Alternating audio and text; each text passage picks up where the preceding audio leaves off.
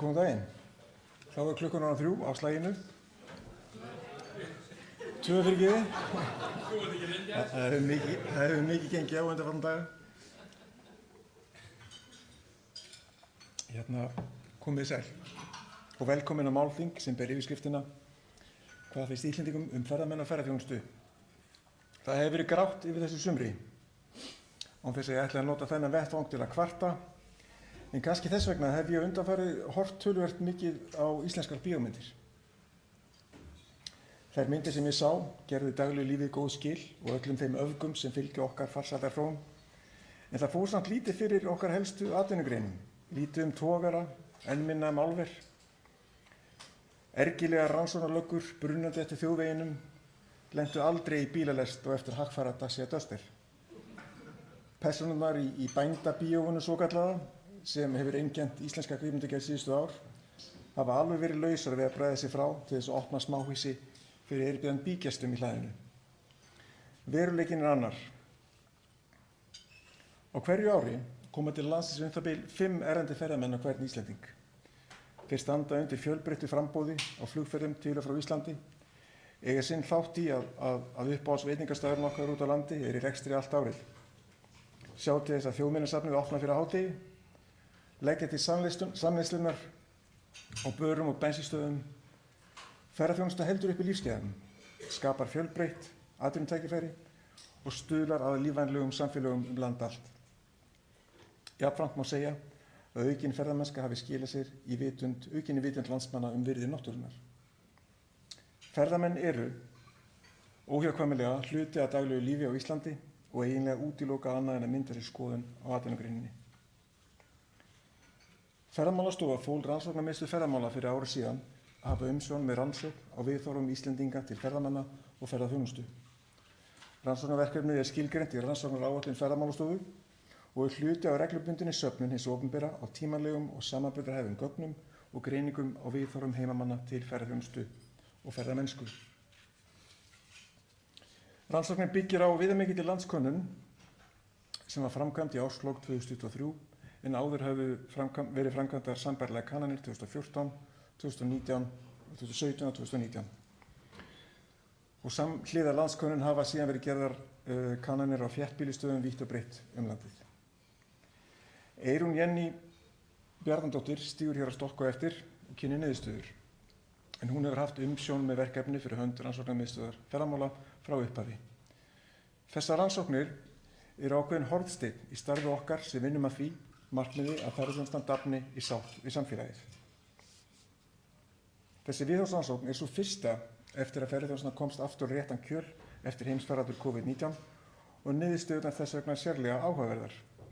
Þegar landið tæmdist skyndilega af ferðamönnum var eins og margir stöldruðu við tilhugsunina Ísland án ferðamanna.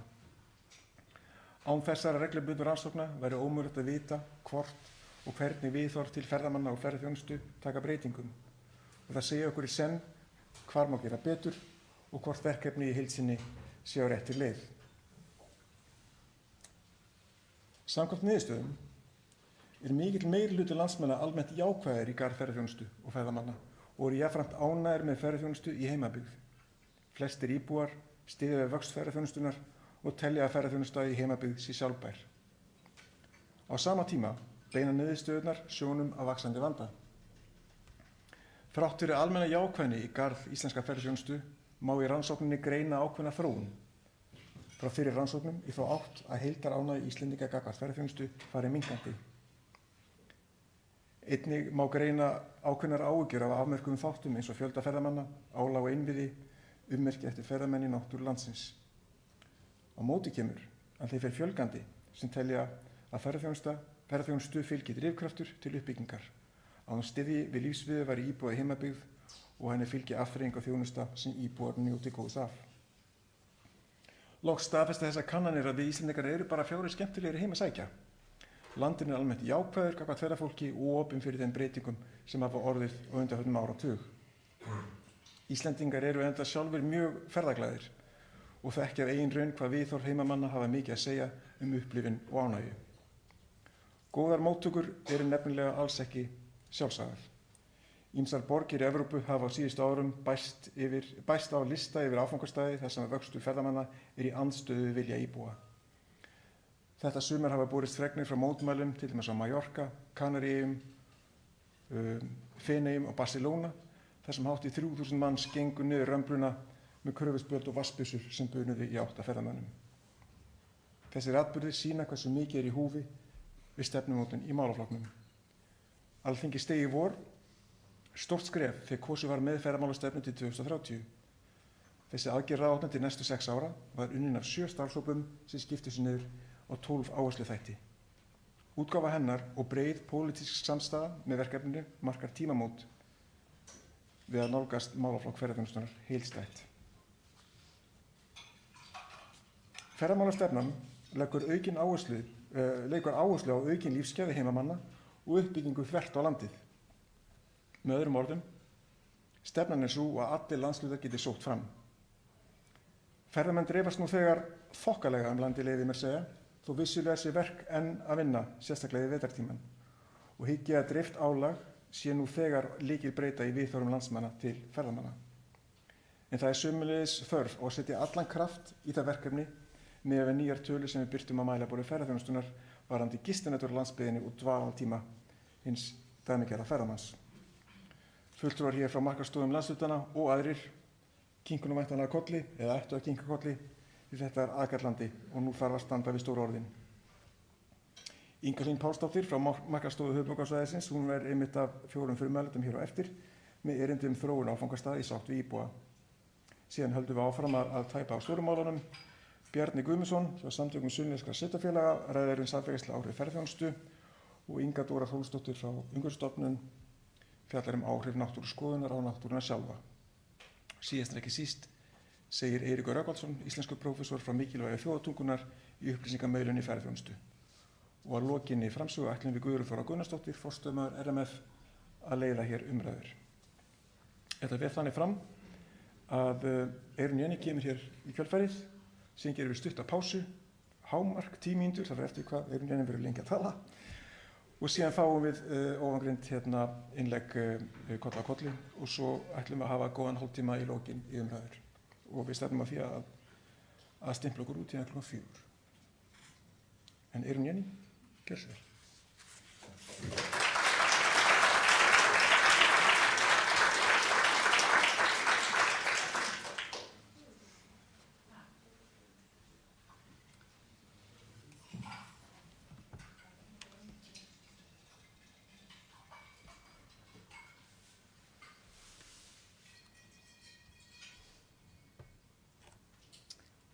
Ætlaðir ekki að kynna þetta? Yes, hey. Ok.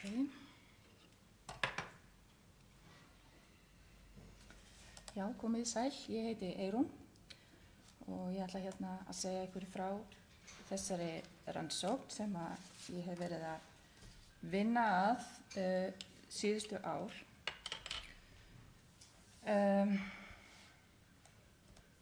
Hér er svona það sem ég ætla að fara yfir í dag. Ég ætla aðeins að tala rannsóknarverkefnið, tilgang og markmið, af hverju við erum að rannsaka viðhorf íbúa.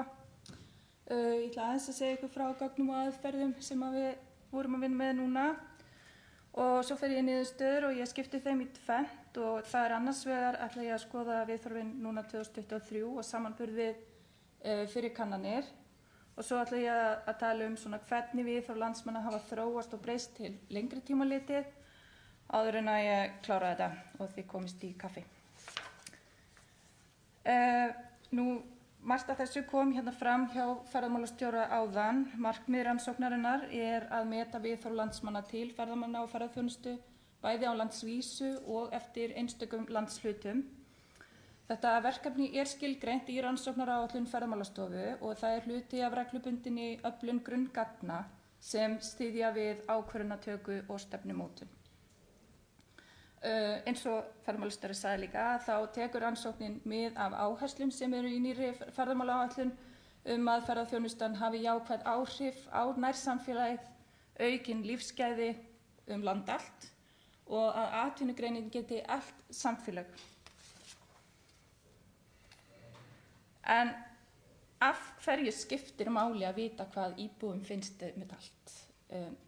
Ferðaþjónustan mikið breytingaafl í íslensku samfélagi og sú umbreyting sem á sér stað þegar staður skilgreindur sem áfangastaður bæði áþreifanleg og þá getum við séð til dæmis uppbyggingu innviða eða fjölda ferðamanna og svo framvegis og óáþreifanleg og þá getum við talað ímynd eða orðspor eða sjálfsmynd, svo fátt eitt sé nefnt og það eru kannski ekki síst þessar óáþreifanlegu breytingar sem hafa áhrif á okkur. Og þegar við erum að rannsaka viðhorf íbúa til ferðamanna og ferðaþjónustu, þá erum við að skoða hvernig samfélagið okkar bregst við þessum breytingum. 55% erlendra ferðamanna fengu hugmynda Íslandsferð vegna okkar sem búum í þessu landi og vegna íslenskrar menningar. Og þetta sýnir að heimamenn við sjálf eru mikilvægur hluti að aðdráttarafli landsins sem ferðamannastaðar. Umsagnir ferðamanna, þær segja að Íslendingar séu hjartahlýir, opnir, hjálpsamir, brosmildir og fræðandi. Við erum því ekki aðeins áhorfendur, heldur erum við líka virkir þáttakendur og hagsmunaaðilar í ferðaþjónustu. Áfangastaðurinn, hann sem ferðamenn að koma á, þetta okkar svæði, okkar íbúana. Öll okkar viðbrögð við ferðaþjónustunni og þróuninni að þá erum við að föndra með okkar rými og það hefur svo mikil áhrif og það getur haft áhrif á viðhorf fólks til atvinnugreinarinnar og ferðamanna.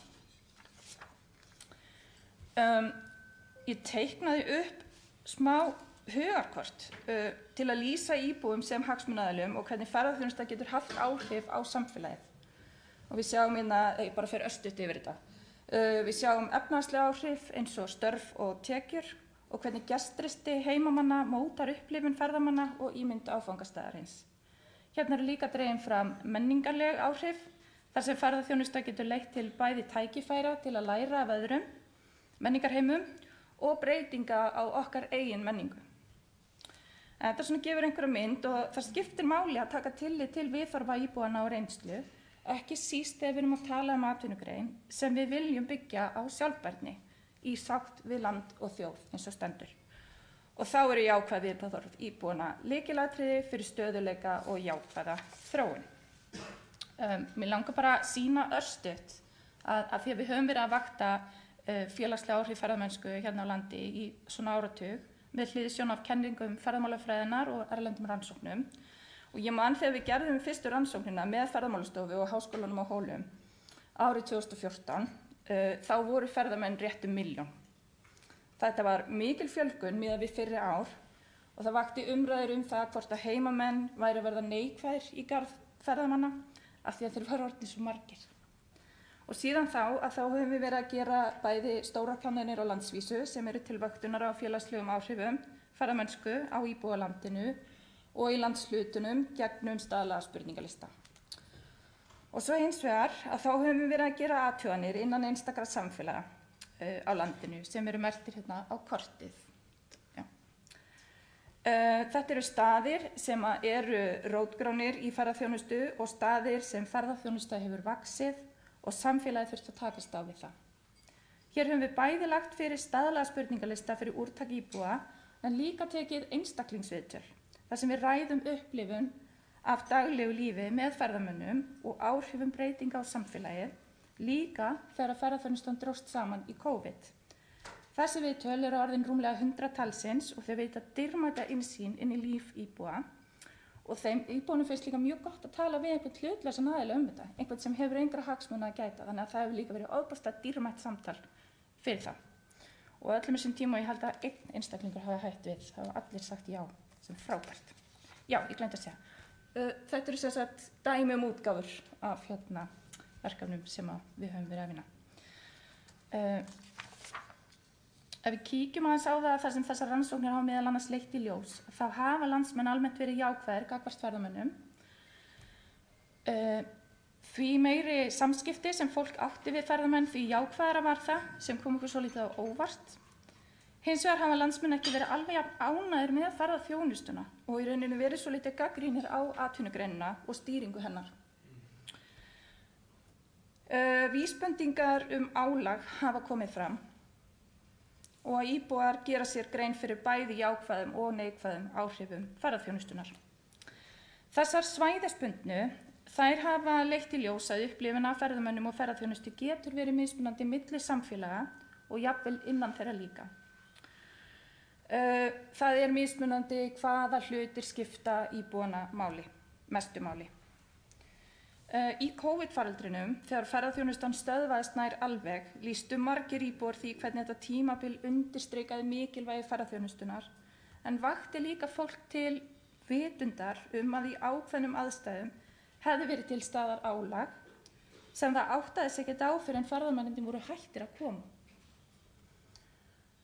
Þá hafa einnig komið fram óskir íbúa breytingar í ferðaþjónustu til að draga úr álagi og auka ánægju íbúa og skýrt ákall ábyrgari ferðaþjónustu sem taki ekki bara mið af hagnaði, heldur væri drifin af ábyrgð gagnvart nærsamfélagi, ferðamönnum og umhverfi. Aftur á máli dagsins sem sem hluti af þessari landskönnunar-seríu. Eins og ég nefndi áðan þá notum við staðlandsspurningalista sem lagður fyrir íbúa í öllum landshlutum gegnum síma og þegar ég segi landshlutar þá eru það verkefnasvæði, markaðsstoða landshlutana sem eru 7 talsins. Og við miðum við að fá 350 til 380 svör frá hverjum landshluta. Rannsóknarmiðstöð Háskólans á Akureyri sá gagnaöflun fyrir okkur og það fengust rúmlega 2400 svör.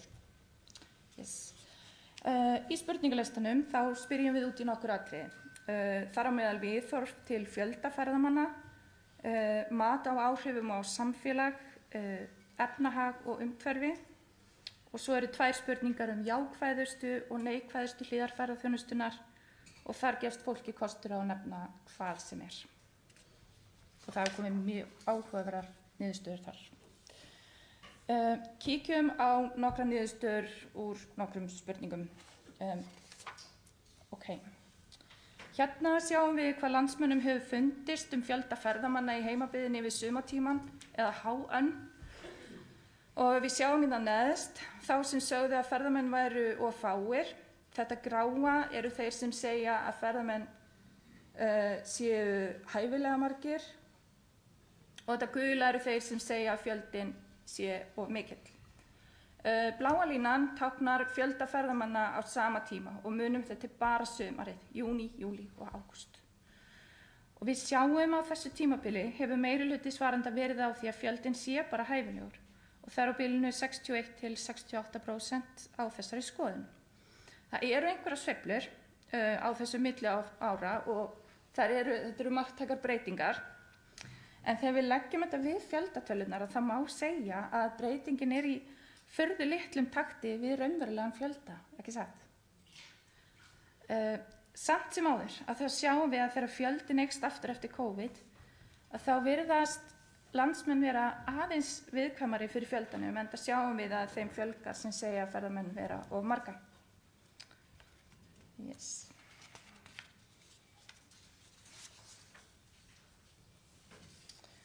Skoðum aðeins landshlutana, þá sjáum við að það einn landshluti sem sker sig úr og það Suðurland.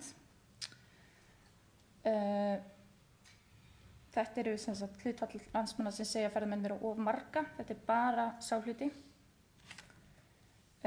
Suðurnes sker sig líka frá, íbúar þar eru ólíklegri en aðrir landsmenn til að finnast ferðamenn vera of margir yfir sumarið. Vestfirðir eru líka aðeins öðruvísi en landsmeðaltalið. Þar hafa breytingar í viðhorfum verið hægari en víðast hvar annars staðar. Og höfuðborgarsvæði og Vesturland hafa verið á svipuðu róli á landsmeðaltalið. Ef við skoðum viðhorf til fjölda yfir veturinn, þá gegnum gangandi áberandi tvískipting viðhorfa til fjölda, þar sem annars vegar að ferðamenn eru hæfilega margir eða of fáir, og það mjög lágt hlutfall sem segir að fjöldinn sé of mikill. Hér þróunin í svörum íbúa sem segja ferðamenn vera of fáa á veturna. Vestfirðir skera sig frá hérna. Þar hlutfall íbúa á þessari skoðun almennt mjög hátt. Vesturland líka að skera sig aðeins frá hérna fyrir að vera með hærra hlutfall heldur en á landsvísu og fáir ferðamenn. Þessi glæra, hún sýnir viðhorf íbúa á Íslandi til aðgerða sem gætu haft áhrif á fjölda ferðamanna. Þetta voru nýjar spurningar í könnunni 2023. Við sjáum að 57% landsmanna voru fylgjandi áframhaldandi markaðssetningu heimabyggðarinnar til að laða að fleiri ferðamenn, á meðan að 29% voru því mótfallnir. 38% voru hlynntir takmörkunum á komum erlendra ferðamanna til landsins en 49% mótfallnir. Og rúmlega helmingur voru hlynntir takmörkunum á komur skemmtiferðaskipa.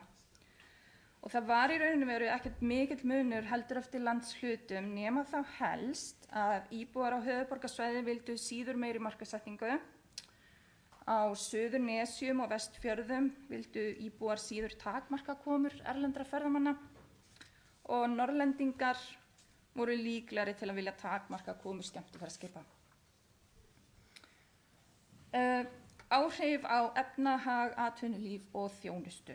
Og við sjáum hér að stór hluti landsmanna telur að ferðaþjónusta hafi aukið fjölbreytni í atvinnulífi og þjónustu í heimabyggð með nokkrum sveiflum þó milli kannana. Til dæmis telja margir að ferðamenn hafi takmarkað aðgengi að þjónustu í heimabyggðinni og þó þetta hlutfall hafi aðeins dregist saman þá það samt alveg töluvert hátt. Langflestir landsmenn, eða 87%, telja ferðaþjónustuna vera efnahagslega mikilvæga fyrir heimabyggðina og 85% sjá hana sem mikilvæga undirstöðu fyrir íslenskt atvinnulíf næstu áratugi. Sérstaklega á Suðurnesjum, Austurlandi og Suðurlandi þessi trú sterkust. En hins vegar þá telja aðeins 40% landsmanna að stór hluti tekna í ferðaþjónustu verði eftir í heimabyggðinni og þeim hefur fækkað frá 2019. Þá voru þeir 53%. Já. Þessi mynd sýnir að meiri hluti landsmanna, 80%, finnur ekki fyrir ónæði frá ferðamönnum í daglega lífinu. En það örlítil fjölgun í hópi þeirra sem finna fyrir einhverju ónæði. Ónæði var mest á Suðurlandi, Austurlandi og Vestfjörðum, en minnst á höfuðborgarsvæðinu og Norðurlandi. Hins vegar sjáum við að fleiri en áður forðast nú ákveðna staði með mörgum ferðamönnum og þá sérstaklega eftir COVID.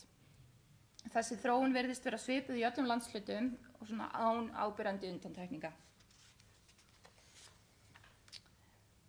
Við settum inn nýja spurningu hvort að farþegar skemmtiferðaskipa trufli meira en aðrir ferðamenn. Og fólk almennt að taka afstöðu gegn þessu og það bendir til að meiri hluti landsmanna finni ekki sérstaklega fyrir truflunum vegna farþegarskipana. En svæðisbundni munurinn samt svolítið merkilegur hérna. Suðurnesjamenn eru almennt ósammála þessu og það kannski skýrist einfaldlega út af því að það ekkert mikið af skipum þar. En Vestfirðir skýra sig úr og Norðurlandi líka sem gefur til kynna meiri óánægju þar. Og við gerðum könnun fyrir Ferðamálastofu á viðhorfum til skemmtiferðaskipa og farþega í fyrra á Ísafirði, Akureyri og Reykjavík og þar bara staðfest að ánægjan minni á Akureyri og Ísafirði. Landsmenn hafa á heildina litið verið ánægðir með ferðaþjónustu í heimabyggðinni. En við sjáum hér að ánægjan hefur dregist saman lítillega frá 2019 í öllum landshlutum. Meirihluti svarenda hefur einnig verið á því að ferðamenn hafi haft jákvæð áhrif á Íslands samfélag. Hér sjáum við þó fækkun meðal þeirra sem telja þetta, sérstaklega á Austurlandi og Suðurlandi, á meðan hlutfalli hefur aukist á Vestfjörðum. Við sjáum líka að sáttin breytingar í samfélaginu vegna ferðaþjónustu hefur minnkað í öllum landshlutum og þó breytingin sé ekkert mikil, að þá kannski vert að taka fram að árið 2019 var hlutfallið mjög hátt eða yfir 90%. Og svo sagði meiri hluti landsmanna að ávinningur ferðaþjónustu væri meira en kostnaður sem af henni hlýst. Og hér þessi mynd sýnir að yfir helmingur landsmanna, 69%, hafa áhyggjur af því að íslenskan verði út undan í upplýsingagjöf í ferðaþjónustu og lítill munur milli landshluta. Við settum þetta inn sem nýja spurningu í könnuninni 23, en þetta svona vísbending það að tungumáli sé mikilvægt í samskiptum ferðaþjónustunnar.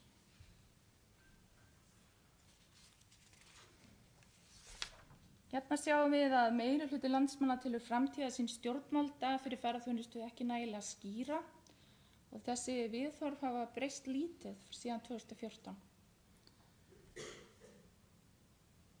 Þá telur helmingur landsmanna að stefna í ferðaþjónustu taki ekki nægilega tillit til áhrifa á líf íbúa. Þetta reyndar aðeins mismunandi eftir landshlutum eins og þið sjáið, en svona meginlínan svo sama. Þessi glæra sýnir mat á áhrifum ferðamanna á náttúru og innviði. Við sjáum tvær meginspurningar náttúruna. Ferðamenn stuðla að bættu aðgengi á náttúru landsins. Langflestir nú frekar eða mjög sammála þessari fullyrðingu og það hlutfallið hefur verið nokkuð stöðugt í gegnum árin. Ferðamenn spilla náttúru landsins. Það meiri blöndun í svörum og 48% sem eru sammála þessu sem auðvitað áhyggjuefni. En á heildina litið þá hefur þeim sem eru ósammála lítillega fjölgað. Spurning hvað gerist næst. Hérna sjáum við mat landsmanna á ástandi ýmissa innviða og svo sem vegakerfis, almenningssamgangna, bílastæða og almenningssalerna. Það ljóst að fólk svona almennt sammála því að ýmsir innviðir séu í frekar slæmu ástandi, sérstaklega almenningssalernin. En göngustígar og skilti og merkingar og bílastæði hefur sýnilega batnað. Hérna sjáum við niðurstöður úr opnum spurningum þar sem landsmenn voru spurðir hvað þeim þykir jákvæðast og neikvæðast við ferðaþjónustu í heimabyggðinni. Hér eru svörin sett fram í orðaskýjum sem virka þannig að því oftar sem svarið kemur fyrir, því stærra letur fær það á myndinni. Eitt af fyrsta sem við tökum eftir að jákvæðu svörin eru talsvert fleiri en þau neikvæðu og þannig hefur það líka verið í fyrri könnunum. Á jákvæðu hliðinni eru það atriði eins og fjölbreytni í mannlífi, atvinnutækifæri og aukin þjónusta sem mest áberandi. Á neikvæðu hliðinni eru það umferðin, mengun, átroðningur og of mikið af ferðamönnum að koma svona oftast fram. Ég veit þetta mjög smátt. Hérna erum við búin að flokka svörin eftir inntaki, hversu oft þau koma fyrir og hvar þau voru 2017 og 2019. Og til að lesa úr þessu þá eru inn í súlunni að það sjáum við fjölda svara, hvort svarið hafi farið upp eða niður á listanum eða stendur í stað, stjarnan táknar stendur í stað. Og svo inn í hornklófanum að þá sætisröðunin 2019 og 2017. Fatið? Þegar kemur að jákvæðu hliðunum ferðaþjónustunnar að þá hefur áherslan á störf og atvinnutækifæri haldið áfram að vera á toppnum og síðan afþreying og þjónusta í öðru sæti. En svo áhugavert að sjá nýjar áherslur koma inn sem eru óáþreifanlegar. Að ferðaþjónustan auki bjartsýni og ánægju íbúa og að ferðaþjónustu fylgi drifkraftur til framkvæmda og styðji lífsviðurværi fólks. Svona hlutir hafa verið að fókast upp listan. Á hinn bóginn, þegar við skoðum neikvæðu hliðarnar, þá sjáum við meiri breytingar. Ójafnvægi í dreifingu ferðamanna í tíma og rúmi hefur nú tekið efsta sætið á listanum. Oftast það of margir ferðamenn á sama stað og sama tíma, það er inntakið í svarinu hjá fólki, eða þá engir ferðamenn. Og þá hefur svörum skort á skipulagi, engir ferðamenn þar eru reyndar færri svör en þau eru þarna líka. En þá hefur svörum skort á skipulagi, stýringu á upplýsingagjöf og umferðum tiltekna staði fjölgað. En það sýnir sig núna að landsmenn voru á mörgu leyti berorðari en þeir hafa verið áður og þó sérstaklega áskoranir í umhverfisvernd og skipulagningu sem þeim finnst tilfinnanlega vanta í ferðaþjónustu. Ok, við erum búin að vera að sjá hérna fullt af myndum og prósentum og súlum og alls konar dóti sem að getur svona öll orðið svona pínu ringlaðir yfir. Við höfum séð hingað til að þá hafa viðhorfin verið á svolítið hreyfingu undanfarin ár, en hvað þýða þessar breytingar til lengri tíma litið og hvernig hafa viðhorfin verið að þróast svona og breytast. Og til að svara því að þá höfum við skoðað hvað þættir hafa áhrif á viðhorfin og tengsl annarra þátta sem geta mótað viðhorfin til lengri tíma litið. Við gerðum línulega aðhvarfsgreiningu til að meta tengsl milli viðhorfa og ýmissa bakgrunnsþátta meðan öðrum breytum haldið stöðugum. Það er svona tæknilega lýsingin. Og þessi tafla sýnir niðurstöður á því.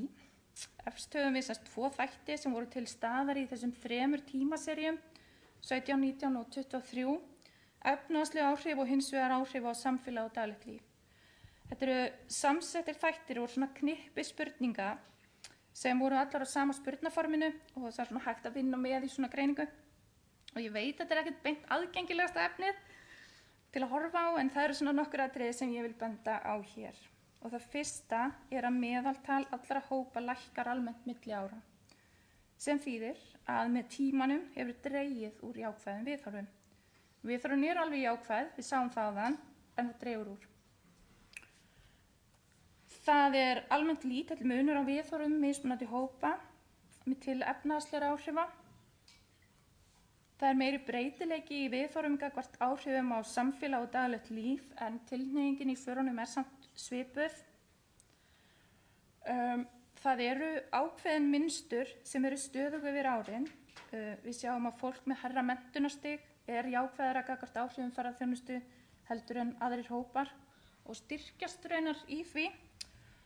Og svo fólk sem starfar ekki við ferðaþjónustu, það er neikvæðara heldur en fólk sem starfar í ferðaþjónustu í viðhorfum. Já, og svo munur eftir landshlutum. Viðhorfin eru jákvæðast á Suðurlandi, Suðurnesjum fyrir gefið upp og síðan aldeilis tími til að ruglast. Viðhorfin eru jákvæðast á Suðurnesjum og litlar breytingar hafa orðið á Austurlandi, Norðurlandi og Vestfjörðum. Hins vegar hefur dregið úr jákvæðinni á höfuðborgarsvæðinu og Suðurlandi, en á Vesturlandi þar það bara viðhorf gagnvart efnahagslegum áhrifum sem hafa orðið neikvæðari. Ok, hérna erum við að meta tengsl upplifunar og daglegra reynslu landsmanna af ferðamönnum og ferðaþjónustu við viðhorfin. Og aftur, ég ætla bara að benda á örfá atriði hér. Það fyrsta að landsmenn sem sjá ferðamenn nær daglega eru jákvæðari í viðhorfum heldur en þeir sem sjá þá sjaldnar. Það næsta að mat á fjölda ferðamanna hefur talsverð áhrif á viðhorfin.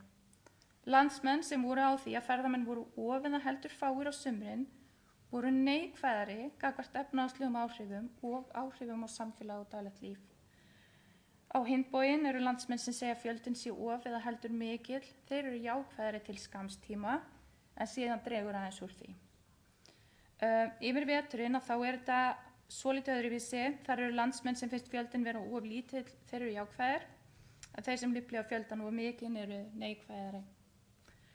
Stærsti áhrifaþátturinn til lengri tíma samt hvernig íbúar meta áhrif ferðamanna á eigin lífsgæði í heimabyggð. Og þeir sem telja að lífsgæðin hafi versnað vegna ferðaþjónustu eru neikvæðari gagnvart efnahagslegum áhrifum og áhrifum á samfélag og daglegt líf. Hins vegar eru þeir sem upplifa aukin lífsgæði, þeir eru jákvæðari. Ok. Já, þá er ég bara að verða búin. Niðurstöðurnar hafa leitt í ljós að viðhorf landsmanna eru í þróun.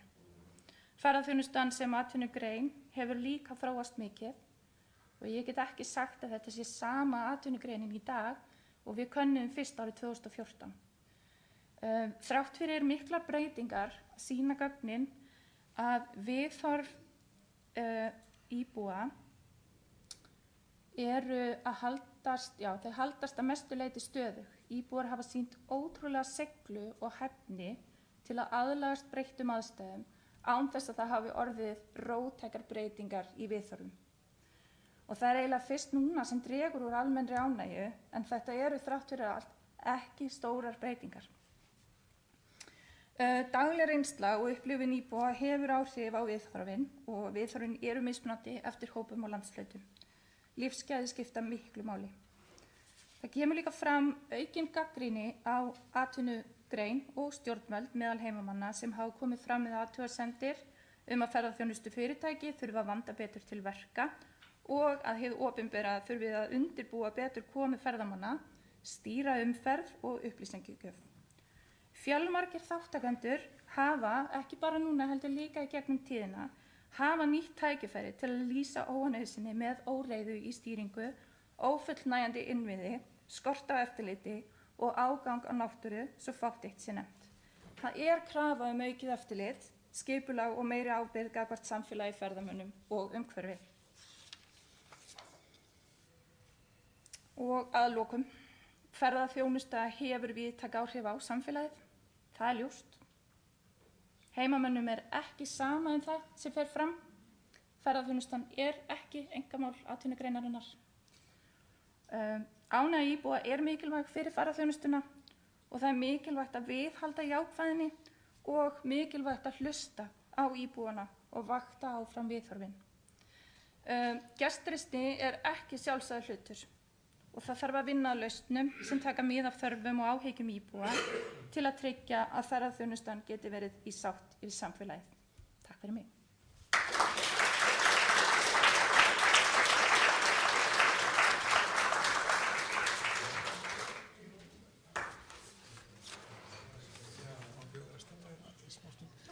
Það hefur við erum aðeins á undan áætlun, þannig að það hefur myndast smá svigrúm fyrir örfá spurningar áður við fáum okkur kaffi og köku.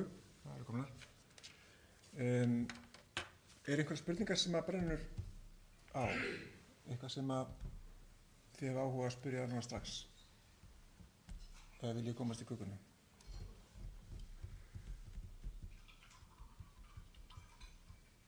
Það mikrofón á leiðindi.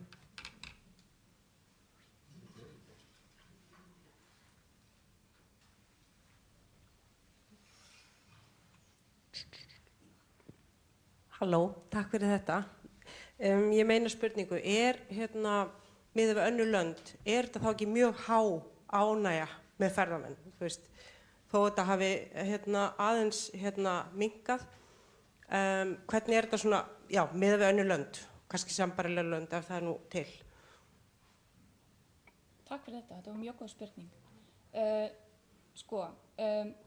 Það ekkert mjög margir sem í þessari frábæru aðstöðu sem við erum í að geta vaktað allt landið. Það náttúrulega bara fyrsta.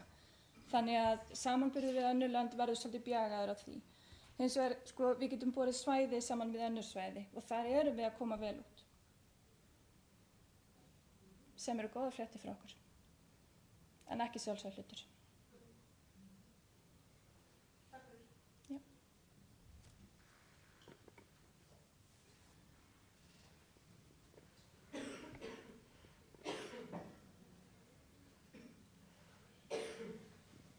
Hæ, Jóhannes heiti ég, takk fyrir þetta, bara virkilega flott framsett og margt virkilega jákvætt finnst mér. Það er kannski bara svona aðferðafræði nölla pæling. Ég sá það ekki alveg á glærunni en ég svar hlutfall í mismunandi aldurshópum.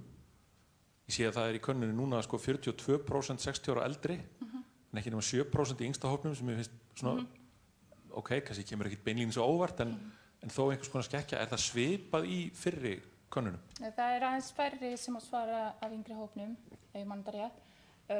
En það alveg hárrétt og þetta bara ekki vandamál endilega hér, heldur bara almennt í könnunum.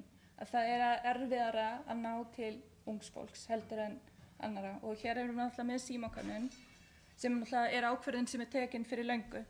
Að gera þetta sem símakönnun og á þeim tíma voru símanúmer mun aðgengilegri heldur en kannski í dag og ef við höldum áfram sem ég vona við gerum að þá mögulega þurfum við að endurskoða eitthvað þessi aðferðafræði. Hins vegar verðum við að gera það á þannig hátt að við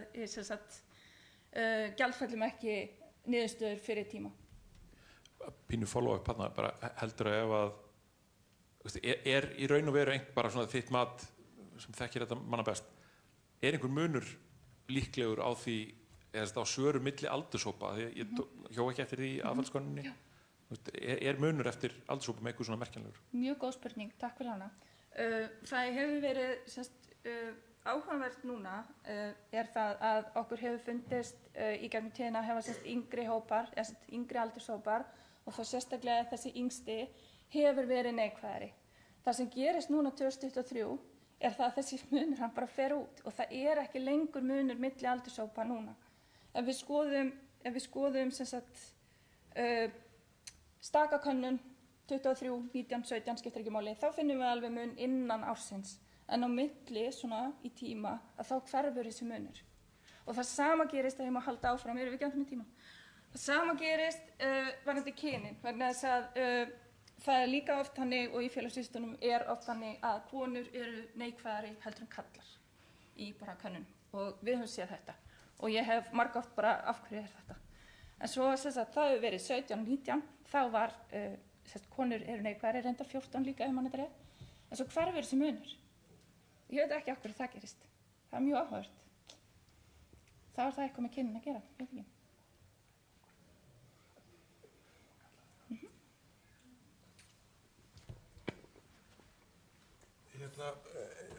Allar síðasta. Þetta eiginlega bara ekki spurning. Ég heiti Dögg. Ég verð bara að hrósa þessari framsetningu á myndskreitingunum.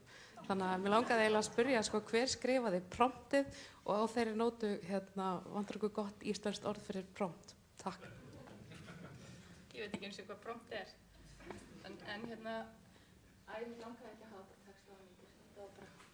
Hún að vinna auglýsingarstofu. Já.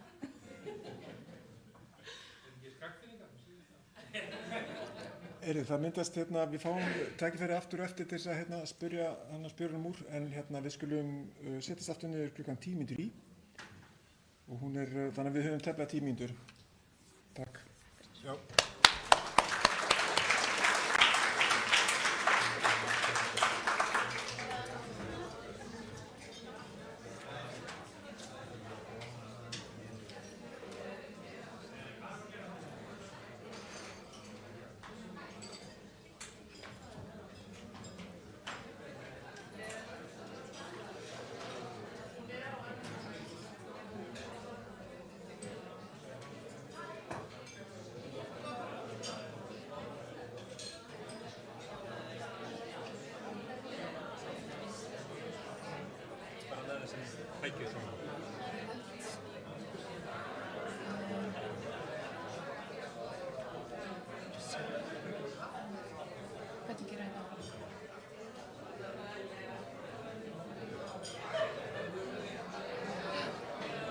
Þannig að bara skróla niður þessu? Já, ég veit ekki, ég var með blöð, þannig að ég ekki alveg veist.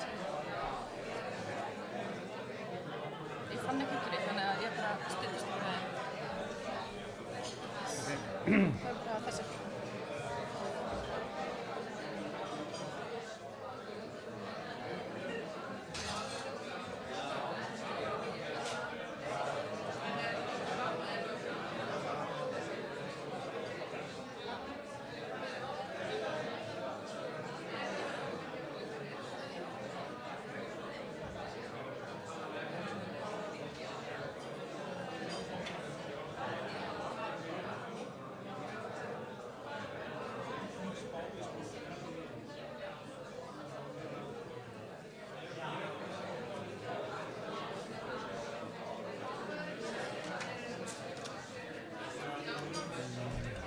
Já, hérna megin. Já. Þeir eru upp eina sko? Nei.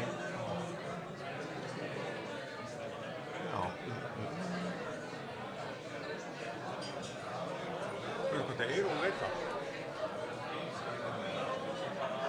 Nei, ég var að spyrja Eyrún. Já, hún vissi það ekki.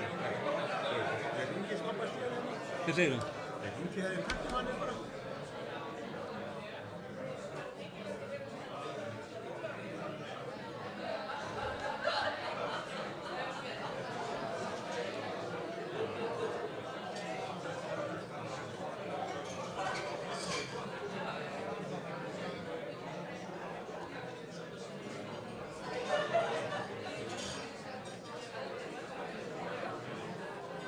Já, sættur, þetta er Halldór hérna í Hvammi.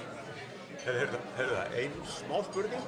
Þegar maður er í svona presenters view, hvernig er þetta að skrolla í nót? Eða í hérna, þú veist, nótónum eða hliðarnótónum eða það er bara...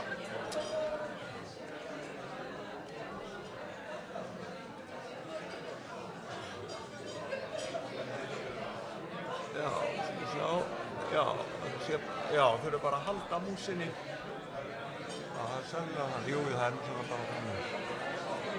Já. Það er rétt. Jú, það er svona hliðarstika þarna. Já, það er rétt. Heyrðu, allt í góðu. Takk. Já, það er svona bara svona. Ekki alveg beint innmyndist? Nei, akkurat.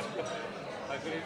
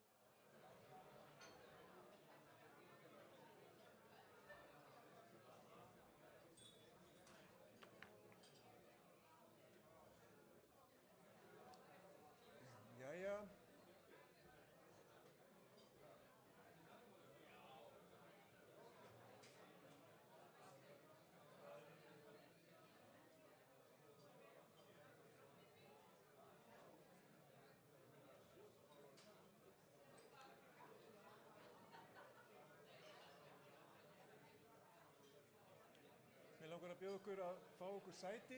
Við ætlum að halda áfram.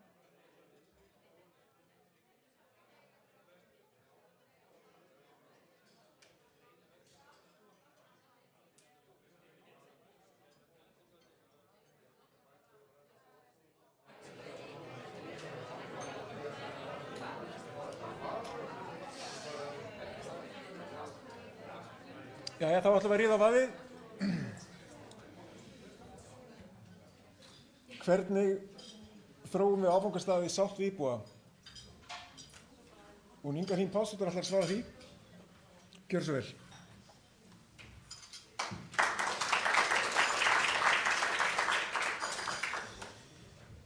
Ég ætla nú reyndar ekki að svara því, ég er með spurningamarki við þennan titil, en það er annað mál, okkar á vangaveltur. En takk hérlega fyrir að fá að vera með ykkur hér í dag og fá að segja ykkur aðeins frá okkur á markastofu höfuðborgarsvæðisins. Við vorum í dag að setja fram könnun viðhorf íbúa á höfuðborgarsvæðinu og ég ætla að gefa ykkur stutta innsýn inn í það, en tengja það líka inn í okkar störf hjá stofunni og svo aðeins þessar vangaveltur það hvernig við þróum þetta í samstarfi við íbúa. En markastofa höfuðborgarsvæðisins, hún í raun glæný. Ég held að við getum sagt að við séum 1,5 árs akkurat núna. Við vorum stofnuð í fyrra 2023 og við eigum að þróa og markaðssetja áfangastaðinn í heild, áherslunar á efla atvinnustarfsemi og gjaldeyristekjur. En það sem mig langar sérstaklega að nefna hér í dag að helstu áherslurnar hjá okkur eru margvíslegar. Og ég þarf ekkert að kenna fyrir ykkur hvað markaðs- og áfangastaðastofur gera, ég ætla ekki að fara í dítil í því. En mig langar að draga fram 2 punkta. Það að við eigum að efla vitund og þekkingu áfangastaðinn og allt það sem að svæðið hefur upp á að bjóða, jafnt fyrir ferðamenn og íbúa. Síðan eigum við að stuðla að sátt íbúa, atvinnulífs og sveitarfélaga málefni ferðaþjónustunnar. Það eru áherslurnar okkar. Þannig að það svolítið hlutverk okkar og kannski svolítið tilgangur þess að í dag að velta fyrir sér hvernig gerum við það. En við settum okkur ákveðna stefnumörkun núna í byrjun ársins og við ætlum að vinna með þá framtíðarsýn fyrir áfangastaðinn að við viljum vera þekkt fyrir að vera leiðandi í sjálfbærni, rétt bara eins og áfangastaðurinn Ísland ætlar sér að vera leiðandi í sjálfbærni. Við viljum að vera ein heild fyrir fjölbreytta upplifun. Við viljum að gestir okkar fari hér víðar höfuðborgarsvæðið heldur en bara í miðborgina. Við viljum vera staður til að hægja á sér, við viljum að fólk komi hingað og njóti aðeins kannski lengur heldur en það hefur gert og njóti kannski fjölbreyttari afþreyingar og veitingastaða og annarra þátta. Við viljum vekja athygli á okkar samfélagi og samfélagi lífsgæða sem við stöndum fyrir hér á höfuðborgarsvæðinu og að sjálfsögðu eins og við erum öll búin að vera ræða hér í dag varðandi gestrisnina. Við viljum vera gestrisin áfangastaður. Og annað sem ég vil nefna sérstaklega inn í leiðarljósun okkar að þar höfum við sett að við ætlum að vera vinalegur og nærandi áfangastaður. Og við setjum fram 4 stoðir, borgin og náttúran, orkan og vatnið, samfélag lífsgæða og minnsta stórborgin. Og sjálfbærni leiðandi í gegnum þetta allt saman. Svo vil ég nefna sérstaklega hér að við setjum ákveðin gildi fram að vera nærgætin. Og þannig erum við að tala um að vera nærgætin gagnvart samfélagi og náttúru. Og við ætlum líka að vera umburðarlynd, við ætlum að vera útsjónarsöm, gestrisin og stolt af höfuðborgarsvæðinu og vekja athygli á því. Þannig að þetta svolítið okkar mantra í okkar starfi. En hvernig og hvað gefur þetta samtal okkar við íbúa? Að virka við samtal við íbúa hluti því að stuðla að sjálfbærni áfangastaðarins. Og ég held að það hafi komið glöggt fram í kynningunni hjá Eyrunu að það skipti gríðarlega miklu máli að eiga þetta samtal. Og einnig að finna leiðir til að efla jákvæð áhrif ferðaþjónustunnar á nærsamfélagi og lífsgæði íbúa. Og þetta þurfum við að gera í samstarfi við sveitarfélögin og lykilhagaðila. Og ég ætla að koma aftur á þessari glæru á eftir. En við vorum að gera núna könnun á meðal íbúa á höfuðborgarsvæðinu og það kannski spyrja sig einhverju af hverju þau að gera sérkönnun og af hverju þau ekki að gera sömu. Við gerum þessu á þessu ári. Það er búið að gera þessa könnun síðan 2015 og hverju ári fyrir utan síðasta ár. Hún fer niður á póstnúmerin, þessi könnun. Þannig að við vitum hvernig íbúa í Grafarholti, eins og mér líður varðandi ferðaþjónustuna, samanborið við einhvern út af Seltjarnarnesi. Þannig að það svolítið munurinn á könnununum. Úrtakið svarendunar okkar voru 3000, Maskína framkvæmdi þessa könnun og eins og ég sagði, höfuðborgarstofa gerði þessa könnun áður og við tókum við henni og þá var ákveðið að halda áfram að gera hana með stofnun þessara markastofu höfuðborgarsvæðisins. Eyrún kom líka inn á að hinn könnunin er framkvæmd í síma, þessi er netkönnun, þannig að það er ákveðin að munur þarna á. En svona, ég ætla að gefa ykkur innsýn, þeir eru ekki að fá neina dýpt í dag í þessari könnun, en það er hægt að nálgast þannig að við erum búin að senda hana út og þeir sem hafa áhuga geta fengið hana að senda hjá okkur. En viðhorf til fjöldaferðamanna á sumrin í miðborg Reykjavíkur. Þar eru 55% sem segja það nokkuð eða allt of mikinn, en ef við horfum líka á að það eru 43% sem segja hann hæfilegan. Ef við horfum á veturnar þá breytist aðeins talan, þá er það 24% sem segja nokkuð eða allt of mikinn fjöldi í miðborginni, en 62% segja hæfilega. Ef við horfum til viðhorfs til ferðamanna, bara hvert er viðhorf þitt gagnvart ferðamönnum á höfuðborgarsvæðinu, almennt jákvætt eða neikvætt, þá sjáum við það að það er 66% sem segjast vera jákvæðir og þeir hafa jákvætt viðhorf gagnvart því. Þetta er töluverð lækkun síðan á jákvæðu viðhorfi frá síðustu könnun 2022 þegar það voru 85% sem segðust vera með jákvætt viðhorf. En það sem við sjáum hins vegar, og kannski í takti svolítið við könnunum hjá Eyrúnu, að með fjöldanum þá verða breytingar. Þið sjáu hér að árið 2024 þá er þetta 3,76 stiginn 3,76 og þetta er mjög svipað við töluna 2017 og 2018 þegar að fjölgun ferðamanna verður sem mest. Þannig að nú er svolítið verkefni að viðhalda og halda þessu á sama stað eða hærra og fara upp aftur. Ef við horfum eins og á búsetuna, hvort að hún hefur áhrif, þá sýnir það að búsetan, hún virðist ekki hafa mikil áhrif á viðhorf til ferðamanna sem eins og ætla mætti kannski. Það hefur verið að horfa út frá miðborginni og öðru. En mest ánægja garðferðamanna mælist á Seltjarnarnesi, Grafarholti og í miðborg Reykjavíkur. En í flestum tilfellum hins vegar reynist þessi munur á meðaltals jákvæðni neikvæðni þó innan vikmarka á milli svæða. Þegar við spurðum áhrif á lífsgæði, hvort þú telur að ferðaþjónustan á höfuðborgarsvæðinu hafa almennt stuðlað betri eða lakari lífsgæðum, þá sjáum við að 38% segja það hafa betri áhrif á lífsgæðin, en 48% segja engin áhrif. Og þarna tel ég að við höfum svolítið tækifæri að vekja athygli á því hvað áhrif þetta hefur á lífsgæðin í þessu og stækka þessa köku, þessa bláu köku. En könnunin segir okkur einnig að flest eða 40% verða sjaldan en einu sinni í mánuði vör við ferðamenn í sínu hverfi. 82% telja ferðamenn vera vinsamlega í samskiptum við íbúa. Flest 71% telja ferðaþjónustu hafa jákvæð áhrif á atvinnulíf á höfuðborgarsvæðinu. 73% telja ferðaþjónustu hafa jákvæð efnahagsleg áhrif á höfuðborgarsvæðinu og 83% telja ferðaþjónustu hafa jákvæð áhrif á framboð af veitingastöðum. Þannig að það er mjög jákvætt í þessu. Og þegar við spurðum sérstaklega hvað er jákvætt við ferðaþjónustu á höfuðborgarsvæðinu, þá að tala tiltekjur, sambærilegt við könnunina hér áðan, mannlíf og líf í borginni, veitingastæði, kaffihús og barir. En hvað er neikvæðast? Það er fjöldin, það er leiguhúsnæði og verðlagið sem það er nefnt sérstaklega. En ég ætla að koma aftur á þessu samtali við íbúa, að virkja samtali við íbúa og hvernig við virkjum það og hvernig við vinnum það.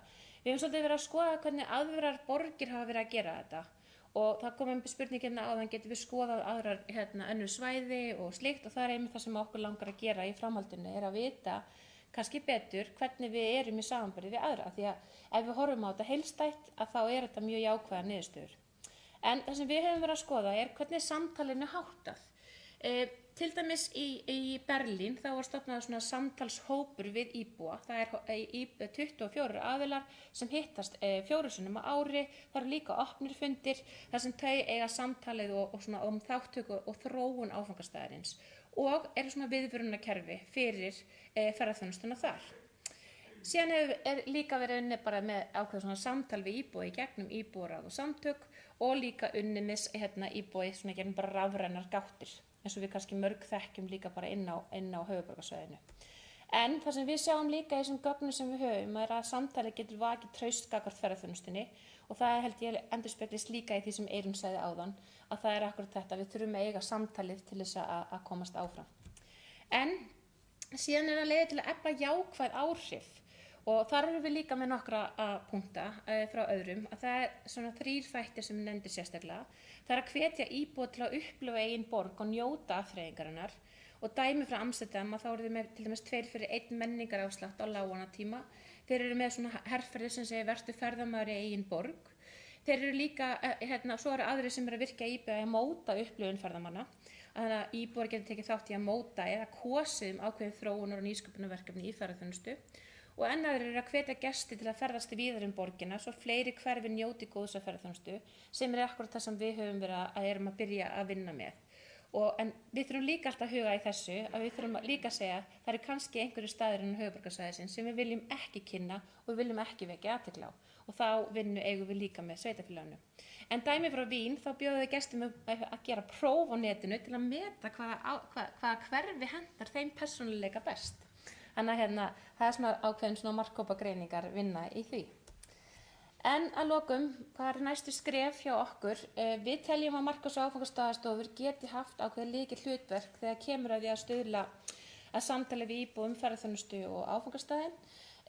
Markaðsstofan við hefum nú þegar átt ákveðna vinnu með ákveðnum íbúasamtökum, meðal sem miðborginni, Laugardal og í Mosfellsbæ í ákveðnum verkefnum og við erum svona að skoða hvort það sé fýsilegt að gera það í fleiri verkefnum og eiga frekara samtal. En það þurfum við að gera með sveitarfélögunum og velta fyrir okkur hvað er besta leiðin eða er leið í því. En við hins vegar teljum að við getum þróað áfangastaðinn mun betur með slíku samtali og vonum bara að allir taki vilji það og við hlökkum til þess samtals. Takk fyrir.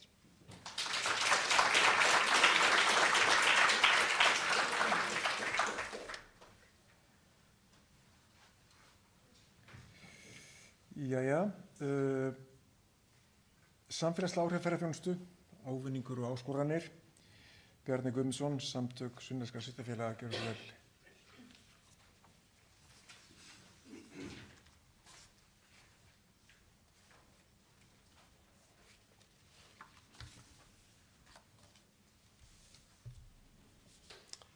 Fundarstjóri, ágætu málþingsgestir hér og þeir sem eru á netinu.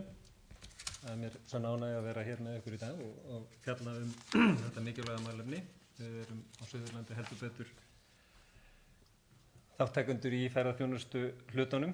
Ég ætla rétt að segja ykkur hér í umfjölluninni frá SAS, örstutt, íbúakönnur landshlutanna. Það er athyglisvert að það eru margar kannanir í gangi á hinum ýmsustu stöðum og verður fróðlegt að bera niðurstöðuna saman og síðan aðal viðfangsefnið það er samfélagslega áhrif ferðaþjónustunnar og ávinningur og áskorunni tíktengt.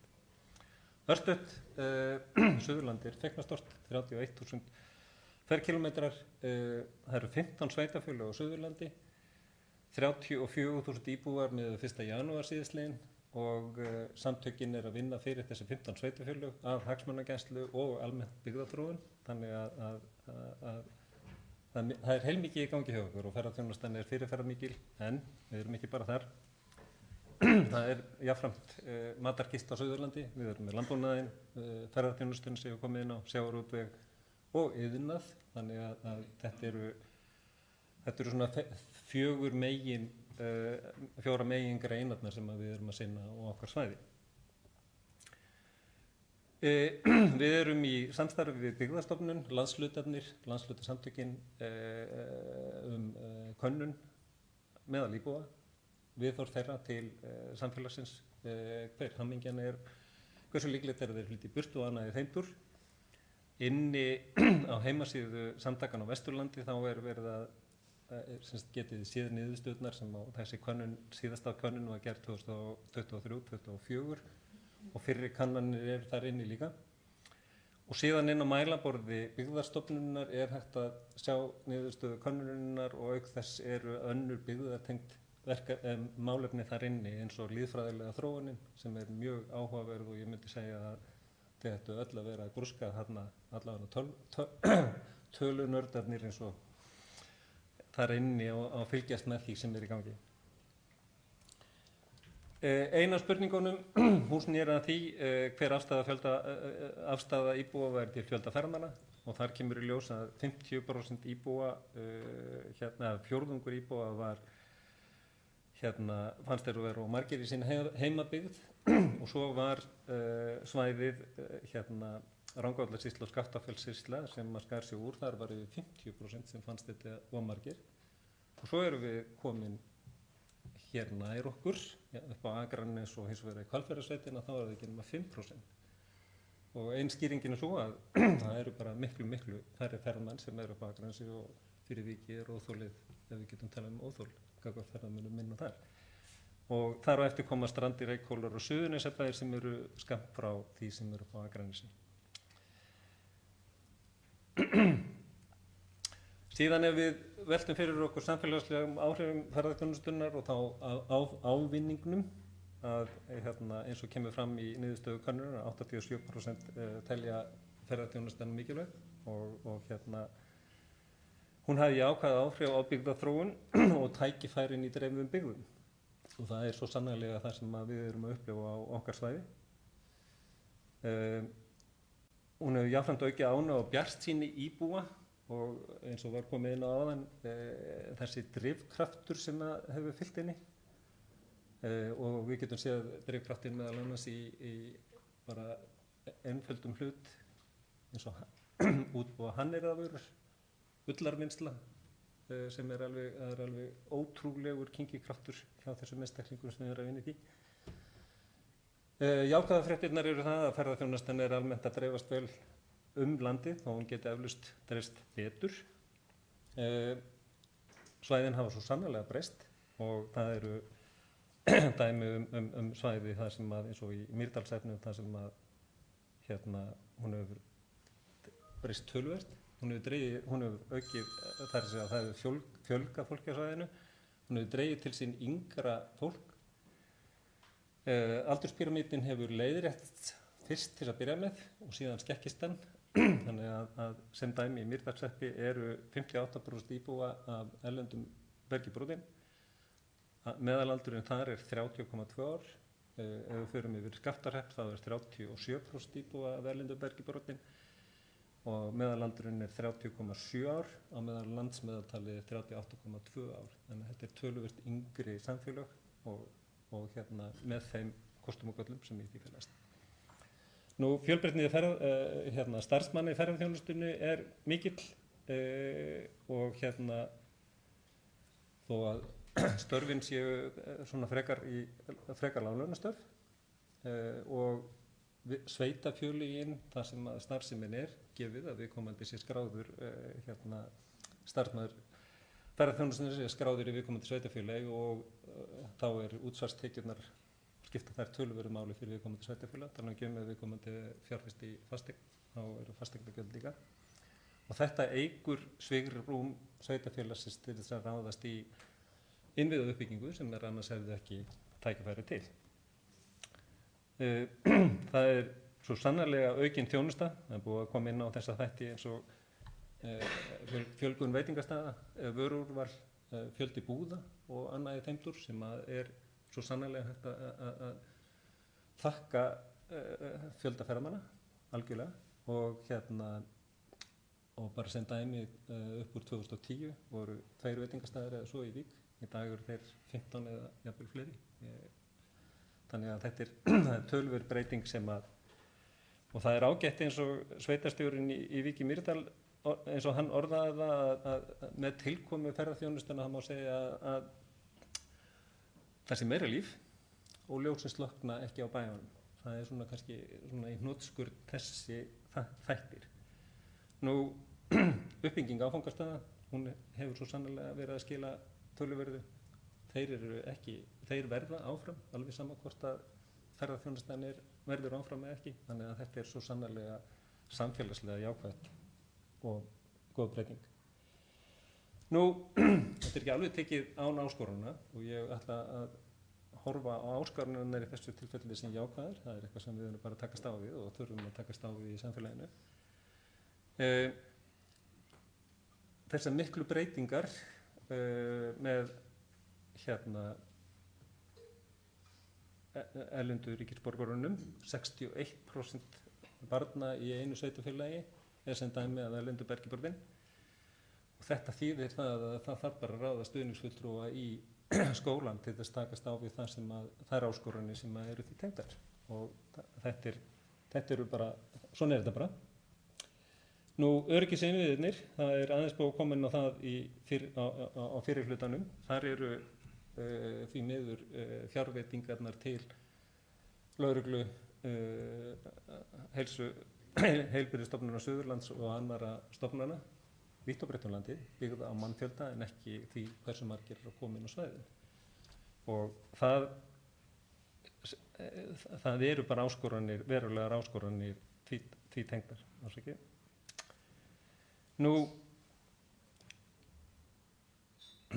Við erum jafnframt, inngildingin svo sannarlega líka hugðarefni hjá okkur og við erum svo sannarlega að sinna því. Við höfum verið með líffræðilegar rannsóknir meðal annars á miðsvæðinu sem að tegi sig frá Rangárþingi eystra og alveg austur á Höfn í Hornafjörð. Það er ekki bara búið að eiga sér stað rannsóknir, það er búið til móttökuáætlun og það er líka búið að hrinda móttökuáætluninni framkvæmd, þannig að við erum ekki bara að rannsaka og reyna að skilja betur, heldur við erum líka að hrinda í framkvæmd, þannig að móttakan á þeim sem eru að koma til okkar er miklu betri og faglegri heldur en nú var áður. Það er búið að stofna enskumállendiráð, það er búið að stofna fjölmenningarráð og virknin í þessum ráðum er geysilega mikil. Það er mikið samtal sem á sér stað á milli sveitarfélaganna, þannig að þarna eru verið að takast á við þá áskorun sem í þessu felst. Og meiri segja í Mýrdalshreppi þá var samfélagsskór stofnaður og hann er svona gott dæmi um það hvernig við erum að taka á móti fólkinu og hvernig við erum að láta það vinna með okkur. Þolmörkin, það hefur verið komið inn á það á eftir, þannig ég ætla ekki að fjalla nánar um það. Samgöngurnar, það er svo sannarlega hlutur sem að er mikið upp á borðum hjá okkur og það er bara hreinlega annars vegar viðhald mannvirkjana, vega og annarra samgöngumannvirkja, hvernig við stöndum að því og hvernig líður okkur að keyra út á vegunum. Og þar hefur íbúakönnunum komið í ljós að íbúum bara líður misvel og eru bara á stundum hræddir þegar þeir mæta öðrum bílum. Öryggismál, náttúruváin, síðasta dæmið sem tengist ekki beint, stóru öryggismálunum sem við erum að hugsa um í stóra samhenginu, það var núna bara straumleysið sem var í Mýrdalshreppi núna í síðustu viku. Korter í 7, rafmagnið fer af, það er verið að reyna að útbúa mat fyrir gesti og aðra og það er ekkert rafmagn til þess og segjum nú að fólk þolir það í smá stund. En til viðbótar við það þá er á sumum stöðum ekkert vatn, þannig að það er ekki eins og þetta sturta niður og svo framvegis. Þannig að hitagjafinn fyrir nánast öll hús í Mýrdalshreppi er rafmagn, þannig að þetta var bara grafalvarleg staða. Rafmagnin kom á inn í Vík cirka 10 kvöldi, en fram að því voru þeir bara í vandræðum. Það er víst farið að banka í mig að klára, afsækja það. En það er bjart framtíðan hjá okkur. Við erum teljum að það sé bjart framundan í greininni og við erum full tilhlökkunar að takast á við þetta með ykkur, Sunnlendingar. Það er aðeins umhugsunarefni í niðurstöðu könnunina í sambandi við það að hvort að stefna stjórnvalda takir nægilega mikið tillit til íbúana. Það verður mjög fróðlegt að fylgjast með því hvort að ferð viðskipta- og menningarráðherra landið hafi kveikt það mikið í aðgerðum að það verði að næst skilji íbúarnir betur, en þetta er svo sannarlega umhugsunarvert úr þessari könnun. Hvernig getum við hvernig getum við tekist á þetta? Annars segi ég bara takk fyrir.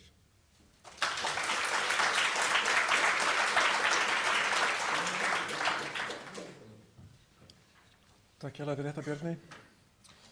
Næst kemur Inga Dóra Hrólfsdóttir frá Umhverfisstofnun og hún ætlar að fjalla um það hvort að ferðamenn hafi áhrif á náttúruna, ekki satt? Gjörðu svo vel.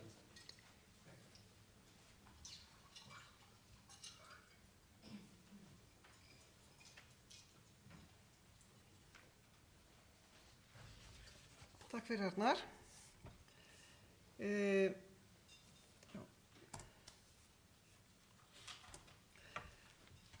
Inga Dóra ég er sviðsstjóri náttúruverndar hjá Umhverfisstofnun og Umhverfisstofnun hefur náttúrulega með höndum mjög fjölbreytt verkefni á sviði umhverfismála, en hér ætla ég rauninni bara að fjalla um náttúruvernd og hvernig ferðamenn hafi áhrif á náttúruna.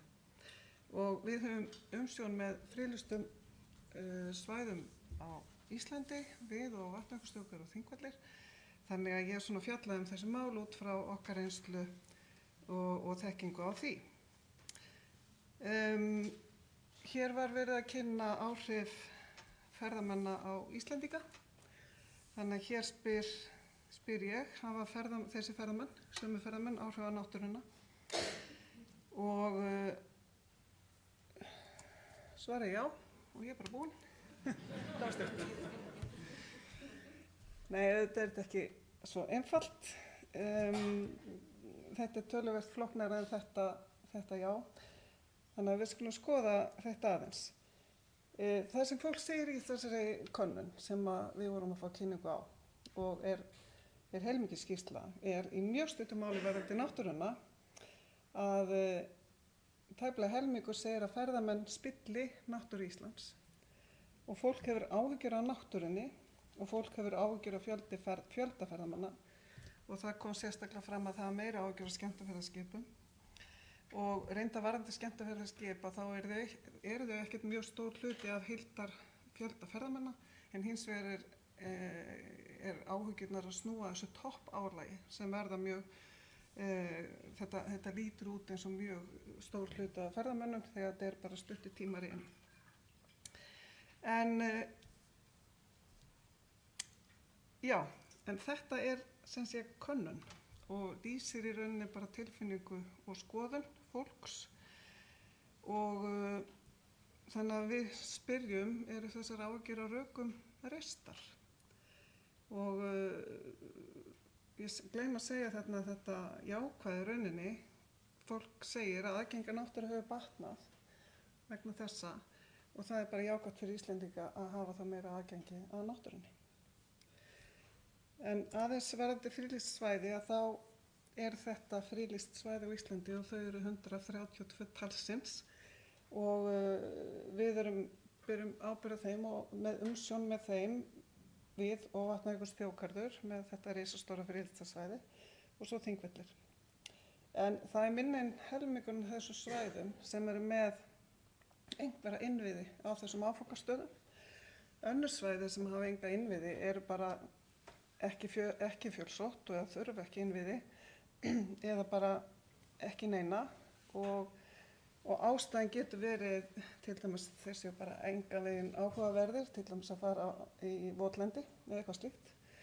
Eða þá að Justin Bieber hafa bara hreinlega ekki uppgötvað á og það er Justin Bieber eins og kannski fólk þekkir varðandi fjærugljúfur sem komst allt í hann á kortið í ferðamennskunni. En það er mismunandi. En innan þessa friðlýstra svæða það geta hins vegar verið margir áfangastæðir ferðamanna þannig að það er ekki og þeir hafa verið aðeins skilgreindir.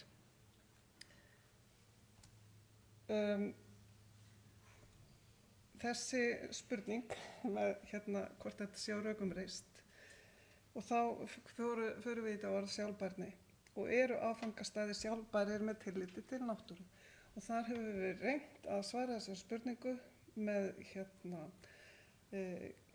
meira svona ekki semst með skoðunum eða tilfinningu heldur við reynt að fara í rannsóknir á því hvort þetta sé hægt að svara þessari spurningu. Og það hefur semst verið gert ástandsmat á áfangastöðum og það hafi verið skilgreindir 140 áfangastaðir rúmlega inn á friðlýstum svæðum og það það áfangastaðir sem að gestir sækja eða ferðamenn. Og þetta verkfæri var þróað og hefur alveg notað frá 2010 og reyndar fór það aðeins í smá umbreytingu 2017 en byggir á erlendri fyrirmynd og er samstarfsverkefni allra þeirra aðila sem eru með umsjón á friðlýstu svæðum á Íslandi.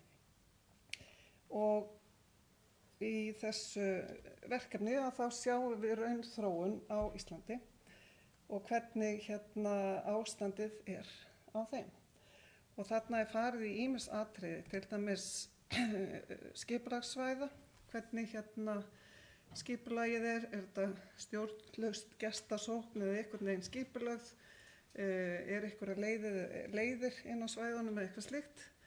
Það er farið yfir metnir innviðir inn á svæðunum, eru þeir fullnægjandi þegar vernda svæðin og varðandi innviði þá hafði gríðarlega mikið að segja þegar lög um landsáætlun um uppbyggingu innviða var til 2016 og það skipti sköpun varðandi innviðauppbyggingu á svæðunum og síðan metið verðmæti svæða í formi landslags og gróðurs eða jarð- eða menningarminja eða dýralífs sem einmitt aðdráttarafl inn á þessu svæði og af hverju við fáum gesti og hvað það er sem skapar þessa upplifun og þörf á vernd.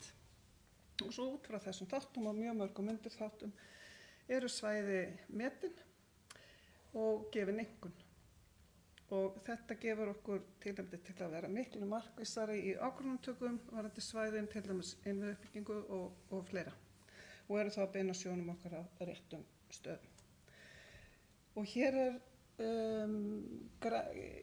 er hérna yfirlit yfir svæði sem koma út af grænu sem með háa einkunn sem þýðir þegar allt þetta lagt saman, sem að þýðir að þetta eru staðir sem að standa sig mjög vel í að taka á móti þeim ferðamönnum sem að eru að sækja þá heim og eru líka tilbúinir að taka á móti fleirum.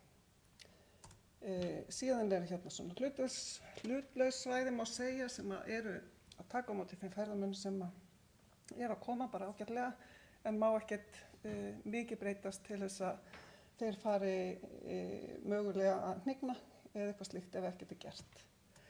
Og síðan eru hérna appelsínugulir punktar og þið sjá að þeir eru miklu færri heldur en hinnir og það eru svæðir sem eru farin að blikka, smá ljós að þeir eru að hnigna á einhverju leyti og eiga að hættu í rauninni að missa verndargildi sitt sem að þeir eru friðlýstir fyrir og þá náttúru sem er eftirsóknarvert að sjá og þá fer þetta að snúast upp í andhverfu sína. Og síðan eru komið rauðsvæði sem eru algjörlega eiginlega komin að hættulista og eitthvað verður að gera sem allra fyrst og mögulega erfitt að endurheimta þau. Og þið sjáu nú að öll þessi svæði er á Suðurlandi sem að kemur kannski ekkert óvart af því þar eru flestir ferðamennirnir og mestur ágangur. Og hér er svona bara, ég ætla nú ekki að fara djúpt í þetta en samt sem áður að þá er ekki með þessi hlutlausu eða þessi hvítupúnta en það sést hvað grænir áfangastæði, hvað þeim hefur fjölgað og við náðum fyrir COVID að byggja upp og höfum síðan haldið þessu þrátt fyrir að ferðamönnum hefur fjölgað aftur eftir það og við náum aðeins að saxa á hina. En það þarf aðeins meira til og vissulega eru mismunandi ástæður fyrir því að það hefur ekki tekist. En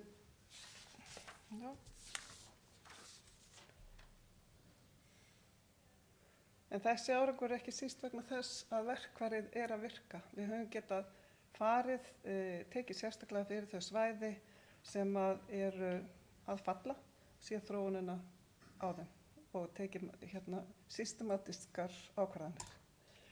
Bara eitt dæmi eitt svæði sem að sýnir, kannski erfitt að sjá svo liti, en þetta ljósbláa er sem skipulag svæðinu, hvort það er einhverjar leiðir, eitthvað sem að leiðbeina fólki sem tekur á móti þeim. Þetta rauða eru innviðir, hvaða innviðir eru til staðar, eru göngustígar eða skilti eða slíkt. Verðmæti er svo þetta verndargildi eða þau verðmæti sem að ferðamaður er að sækja í og svo er einhver heildareinkunn reiknuð þarna. Og þið sjáið á rauðu línunni að þarna voru byggðir upp öflugir innviðir árið 21 og þess vegna rýkur það upp og þið sjáu líka að heildareinkunnin fer samhliða upp. Þarna eru innviðir sem eru komnir sem að vernda svæðið og kemur betra skipulag. Þannig að þetta sést svo raunverulega á þessu verkfæri að hvernig það tengist. Og hérna er eitt svæði sem er að fara niður, eitt af rauðupunktunum og þar stendur í stað í rauninni skipulag og innviðir. Stendur í stað og þá er í rauninni heildareinkunn að lækka vegna þess að það er ekkert að gert akkurat á þessum stað. Svarið við upphaflegu spurningunni er já, en. Við getum lágmarkað áhrifin með álagsstýringu og álagsstýring er lykilorð hér í þessu hvernig náttúran verður fyrir áhrifin og hvernig er álagsstýring, hvað er álagsstýring? Og það er hérna sem dæmi þessi punktar sem eru taldir upp. Það er innviðir eins og við varum að tala um, uppbygging innviða, það er upplýsingagjöf, til dæmis eru landverðir á staðnum. Það er bara upplýsingar á netinu eða appum og það eru skilti á stöðunum. Það er tækifæri hjá ferðaþjónustufyrirtækjum eða bílaleigum og öðrum til að vera með upplýsingar fyrir fólk. Það er spurningum að dreifa ferðamönnum á fleiri staði eða dreifa ferðamönnum á tíma, mismunandi tíma, einhvers konar bókanir eða leyfi og miklu fleiri aðferðir sem hægt er að nota til að álagsstýra svæðunum. Vegna þess að oft er vandamálið að það eru of margir á sama tíma sem veldur því að til dæmis innviðir ná ekki að anna þeim fjölda.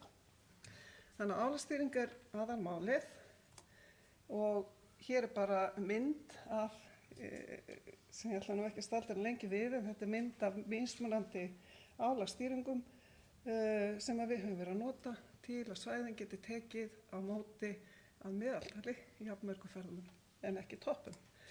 Og bara einklæri hérna viðbót, ég er búin að fara yfir náttúruna, það er búið að fara yfir hvað íbúar segja, en við megum ekki gleyma þessu, hvað segja gestirnir sem koma á svæðin. Okkur vantar sárlega einhverjar samræmdar og reglulegar kannanir, það eru til nokkrar, vegna þess að þetta er Gullfoss eins og kannski vitið. Og við erum búin að gera stíga og palla, þannig að við erum búin að passa það að fólk fær ekki út fyrir og skemmi ekki náttúruna. Það er engin byggð þarna nálægt áfangastaðnum og eflaust hefur samfélagið ekkert það að segja eða ekkert neikvætt það að segja. En er ferðamaðurinn ánægður með þetta? Það er spurningin. Takk.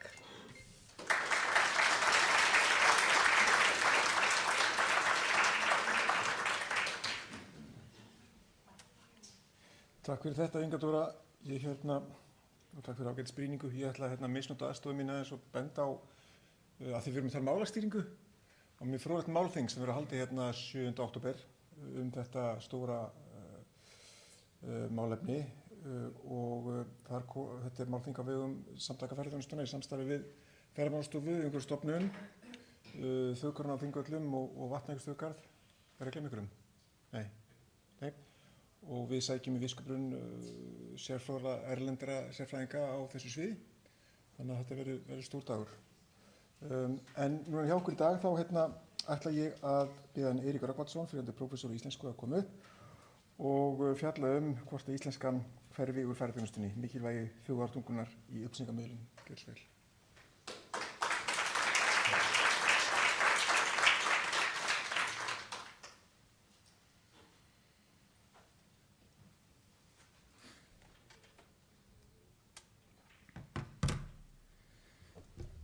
Já, komið í sæl og takk fyrir að bjóða mér að vera leiðinlegur. Ég ætla að byrja á þessari spurningu sem Eyrún nefndi áðan, hversu mikla áhyggjur hefur þú af því að íslenska verði útundan í upplýsingagjöf ferðaþjónustu, og niðurstöðurnar voru mjög skýrar. Það eru 70% sem hafa nokkuð miklar áhyggjur, aðeins innan við 20% sem hafa mjög litlar eða nokkuð litlar áhyggjur.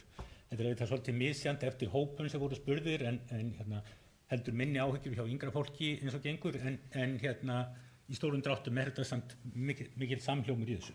Og þetta svo sem á ekkert að þurfa að koma á óvart, vegna þess að við heyrum þetta allt í kringum okkur, og það eru líka voru gerðar árin 2021-2022 3 skýrslur hjá Háskólanum á Hólum og Árnastofnun þetta, og ég ætla að vitna dálítið í þessar skýrslur. Þessi ráðandi tungumál íslenskri ferðaþjónustu, hún er byggð á könnun sem var send til ferðaþjónustu aðila og líka á viðtölum við fólk í ferðaþjónustunni. Og Þarna segir, niðurstöðurnar gefa vísbendingar að ferðaþjónustuaðilar telja að enska verði að vera ráðandi tungumál í ferðaþjónustu, sérstaklega í markaðssetningu og færri en fleiri séu ástæður til þess að nota íslensku meðfram ensku. Ferðaþjónustuaðilum virðist ekki auðvelt að halda íslenskri tungu á lofti eða nota hann í sinni þjónustu, en brýnt að þeir átti sig á vandanum og velti fyrir sér hvernig best að taka á málinu. Og það sem að skiptir miklu máli að við stöndum okkur ekki í því að auðvelda fólki að læra íslensku. Við grípum strax til enskunnar, en hins vegar segir þessum skýrslum, svörin sína meirihluti starfsfólk hefur áhuga að læra íslensku. Og þetta það sem kemur í ljós í öllum könnunum á viðhorfi fólks útlendingar sem flytjast hingað eða vinna hér. Meirihluti fólks hefur áhuga að læra íslensku. Það við sem stöndum okkur ekki í að auðvelda því að læra málið. Og enginn þessara aðila í ferðaþjónustunni sem var spurður sagðist hafa hvatt erlend starfsfólk til að læra íslensku. Þannig að þau sem vilja læra íslensku hafa sjálf þurft að hafa frumkvæði að því og flest að greiða fyrir það sjálft. Þetta mjög alvarlegt. Það kostar ekkert að hvetja fólk til að læra íslensku. Það kostar kannski eitthvað að auðvelda því það, en að hvetja til þess kostar ekki neitt. Í einni skýrslunni stendur þetta, í viðræðum okkar við aðila, bæði innan og utan ferðaþjónusturar, hafa komið fram meiningar að hagstæðast væri að leyfa enskunni að taka við af íslenskunni. Og það líka sagt, komin tími til að spyrja erlenda ferðamenn áhuga þeirra á að sjá og heyra íslensku á ferðum landið til þess að fá þær niðurstöður á hreint og vinna útráðum. Vegna sem maður fær það stundum á tilfinninguna það sé verið að forða fólki frá íslenskunni. Og hér vitnaði þennan stefnuramma samtaka ferðaþjónustunnar undir forráðum leiðandi í sjálfbærri þróun, það sem ekkert fjallað tungumál. Það auðvitað alveg ótrúlegt að í atvinnugrein sem byggist að miklu leyti, talsverðu leyti á tungumálinu, að það skuli ekki vera fjallað tungumálið þarna. Það var talað það hér áðan, Eyrún nefndi það að kemur ljós að margt ferðafólk kemur til Íslands vegna áhuga á íslenskri menningu. Íslensk menning á íslensku. Og þess vegna segir það í skýrslunum, ekki komið tími til að spyrja sjálfbærni áform ferðamálayfirvalda gagnvart íslenskri tungu. Og ég verð bara að segja það, mér finnst að ferðaþjónustan stundi ósjálfbæra rányrkju á íslenskri tungu. Ég veit að það eru stór orð, en ég treysti mig til að standa við það og færa að röka því. Einnig segir þarna, verði íslenska ekki gjaldgengi í ferðaþjónustu í Íslandi og enska verði tekin fram yfir hana, munu hljómur og ásýnd landsins breytast og þar með glatast mikilvæg sérstaða og leið verðmæti. Við erum alltaf að tala þessa sérstöðu okkar, við erum alltaf að tala það að sérstaða okkar byggist ekki síst á tungumálinu. Af hverju nýtum okkur það ekki? Þannig að ferðaþjónustan fær fallengun bæði í þessum skýrslum og líka í þessari spurningu sem var í könnuninni sem hér var til umræðu eins og við erum búin að nefna áður. Og þá spurning, hvernig bregðumst við? Það eru til lög stöðu íslenska tungu og íslensks táknmáls frá 2011 og þar segir íslenska þjóðtunga Íslendinga og opinbert mál á Íslandi. Og þjóðtungan sameiginlegt mál landsmanna. Stjórnvöld skulu tryggja unnt verði að nota hana á öllum sviðum íslensks þjóðlífs. Ríki og sveitarfélög bera ábyrgð á varðveita og efla íslenska tungu og skulu sjá til þess að hún sé notuð. Ríki og sveitarfélög standa sig bara ekkert í þessu.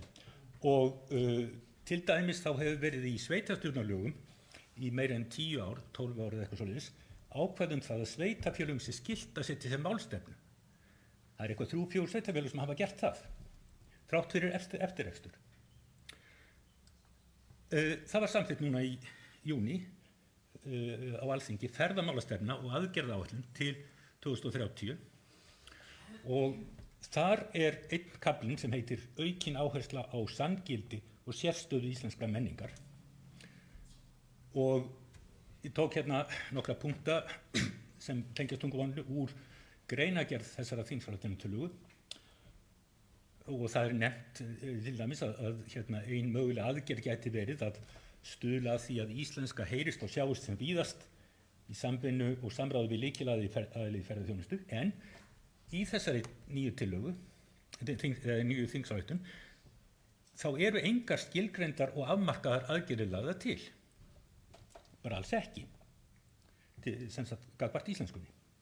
Og þess vegna ætla ég að leyfa mig bara að koma með tillögur aðgerðir, 10 aðgerðir sem er mikilvægt að grípa til nú þegar. Eða hefja vinnu við það. Í fyrsta lagi að semja og samþykkja málstefnu ferðaþjónustunnar. Það er alveg ótrúlegt að í svona stóri atvinnugrein sem tungumáli leikur svona stórt hlutverk, það skulle ekki vera málstefna. Ég bara skil ekkert í því. Það þarf að smíða fleiri íslensk íðorð á sviði ferðaþjónustu og það þarf líka að nota íslensk orð þar sem þau eru til. Það er ekki alltaf gert. Það þarf að hvetja og styðja starfsfólk til íslenskunáms. Það er mjög mikilvægt og það þarf að gera kröfur íslensku kunnáttu í ákveðnum störfum. Og það er mjög mikilvægt fyrir íslenskuna, það er líka mikilvægt fyrir ferðaþjónustuna. Vegna þess að við vitum það öll að það er mjög mikil og vaxandi pirringur í þjóðfélaginu gagnvart skort á íslensku kunnáttu hjá fólki í þjónustustörfum. Og þessi pirringur náttúrulega bitnar á viðhorfi til ferðaþjónustunar, en hann hefur líka þau áhrif að ýta undir útlendingaandúð sem er ekki gott. Og það er enginn að tala öll sem starfi í ferðaþjónustu þurfa að kunna fullkomna íslensku, en það er alveg hægt að kenna fólki orðaforða, grundvallar orðaforða þeirra starfa sem það vinnur við án óskaplegrar fyrirhafnar. Nú, eins og ég nefndi áðan, það þarf að leggja áherslu á þátt tungumálsins í sérstöðu okkar. Ef við teljum okkur hafa einhverja sérstöðu, og það er oft sagt að tungumálið sé skapi að miklu leyti þessa sérstöðu, þá eigum við að nýta okkur það. Þetta hefur nú oft verið til umræðu, að nota íslensk örnefni, ekki enskar gerðir þeirra. Það er alls konar staðir sem að hafa gamalgróin íslensk heiti, að fara að tala um það á ensku. Værum við eitthvað betur sett þótt Eyjafjallajökull héti Island Mountains Glacier. Þetta er bara rugl. Það þarf að hafa öll skilti og merkingar á íslensku samhliða ensku. Það er mjög algengt náttúrulega að matseðlar séu bara á ensku. Á borðinu það sem kaffið er, það stendur coffee og tea. Það stendur ekki kaffi og te. Af hverju ekki? Og hætta að forða ferðafólki frá íslenskunum. Maður fær þá á tilfinninguna að það sé verið að forða fólki frá íslenskunni. Ég var og ég held að fólk vilji það ekki. Ég held að gestir í landinu vilji kynnast tungumálinu. Ég var í Georgíu og Armeníu í vor og þar eru þjóðir sem hafa hvor sitt stafróf sem er ekki notað neins staðar annars staðar. Okkur fannst þetta mjög áhugavert, ekki bara mér sem málfræðingi, heldur samferðafólki mínu líka. Ég held að fólk hefði gaman á að sjá íslensku, sjá þessa skrýtnu stafi eins og tónn og eð og annað slíkt og heyra málið. Og það þarf líka að umbuna fyrirtækjum sem halda íslensku á lofti á einhvern hátt. Og síðast, en ekki síst, það þarf að vekja öll til vitundar stöðu og mikilvægi íslensku. Ég veit alveg hvað verður sagt þessa tillögu. Það er sagt, já, það er nú kreppa í greininni, hún stendur illa, þetta er nú kannski ekki heppilegu tími til að ráðast í eitthvað sem kostar peninga. Margt af þessu kostar ekki mikla peninga. En sumt gerir það vissulega, en alls ekki allt. En það mikilvægasta er viðhorfið, viðhorfsbreytingin, vitundarvakningin. Takk fyrir.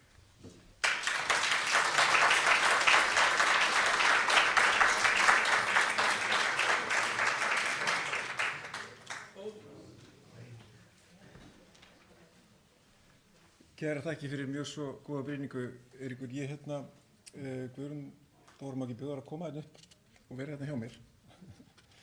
Við höfum núna rétt það bil 20 mínútur til þess að spyrja frumminendur spyrjunum úr.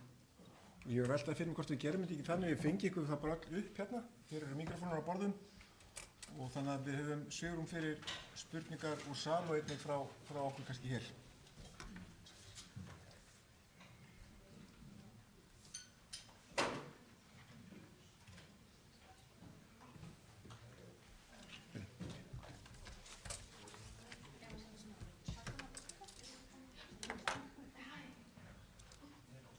Eru þið tilbúin? Herðu, komið sælell og Guðrún Þóraði T. Forstöðumaður Rannsóknarmiðstöðvar ferðamála. Takk fyrir daginn, þetta er búið að frábæri endi, gott að enda á eldmessu. Svona, það er erfitt að koma eftir því, en mér langar bara áður en við hleypum fólki að með spurningar, við höfum ekki mikinn tíma, mér langar að skjóta hérna nokkur bara örstuttum spurningum á okkur og byrja á Ingu Hlín. Þú talar gildin ykkar, nærgætni og umburðarlyndi meðal annars. Mér langar að forvitnast þegar þið ræðið þessi gildi við ykkar þáttakendur eða félaga. Hvernig finnst þér viðbrögðin vera og skilningurinn, bæði hjá fyrirtækjum og sveitarfélögum? Vinnan sem við fórum í síðasta haust var þannig að við vorum með yfir 60-70 aðildarfélagar okkar í þeirri vinnu. Og þetta eru þau gildi sem að þeir völdu sér, þannig að það var bæði sveitarfélagin og aðildarfyrirtæki. Og við erum búin að kynna þetta bæði innan stefnuráðsins okkar, stjórnarinnar okkar, sem eru bæði sveitarfélagin og fyrirtækin. Og það er bara mjög góður andi gagnvart þessu og allir, ég held að bara að sé allir mjög meðvitaðir um það að þetta skiptir máli í dag. Og við förum ekki fram með áfossi, þannig að þetta sé bara hluti af þeirri vinnu sem við erum að vinna. En með dettur í hugsunni framhald af því sem Eiríkur var að segja, og hann vísaði þarna í skýrslur þar sem að voru skýrslur frá Háskólanum á Hólum, þar sem meðal annars kom fram að við labba niður Laugaveginn, þá er lítið efni á íslensku. Þá finnst manni kannski að nærgætnin og virðingin kannski er fjarri. Eitt af því sem er eitt í svona verkefna hugmyndum úr okkar stefnumörkun er einmitt umræðan íslenskuna og hvernig við getum hvatt betur til hennar. Þannig að það er bara eitt af verkefnum sem við þurfum að setja á borðið og kannski verður mikilvægara með tímanum í þessu. Bara góð áminning frá ykkur í dag. Og það er kannski framhald af því að langar með að spyrja því, Bjarni, svona að því að bara koma beint að málunum, þú vísar í niðurstöðu að 50% íbúa þarna á miðsvæðinu minni með að hafi verið telja ferðamenn vera of marga. Hvað ætlar SAS að gera með þessa niðurstöðu? SAS sem slíkt gerir kannski ekki beint með þá niðurstöðu en við erum náttúrulega þáttakendur með okkar sveitarfélögum í því að reyna að kryfja það til betur grunna hvað er í gangi og það sýnir sig í þessu að eins og ég kom inn á óþóli gagnvart í þegar þetta komið upp í 50, þegar er komin svona mikill fjöldi ferðamanna inn á þetta svæði að þá verði óþóli meira og annars hins vegar upp Akranesi þá það minna. Og þetta er þá bara hlutur sem við erum kannski svipað og í sambandi við inngildinguna, við erum núna með að fara yfir, það er búið að stofna fjölmenningaráð á þessu svæðum, enskumælendaráð og fjölmenningaráð, það er verið að taka íslenskukennsluna þarna í gegn sem dæmi, þannig að þessir aðilar, það er að segja þeir sem starfa í ferðaþjónustunni séu meira inn í þessu og það mun alveg örugglega hjálpa okkur í þessari mynd sem við vorum að tala áðan að þau séu óþoli verði minna, þeir verði stærri þáttakendur í samfélaginu heldur en þeir eru í dag.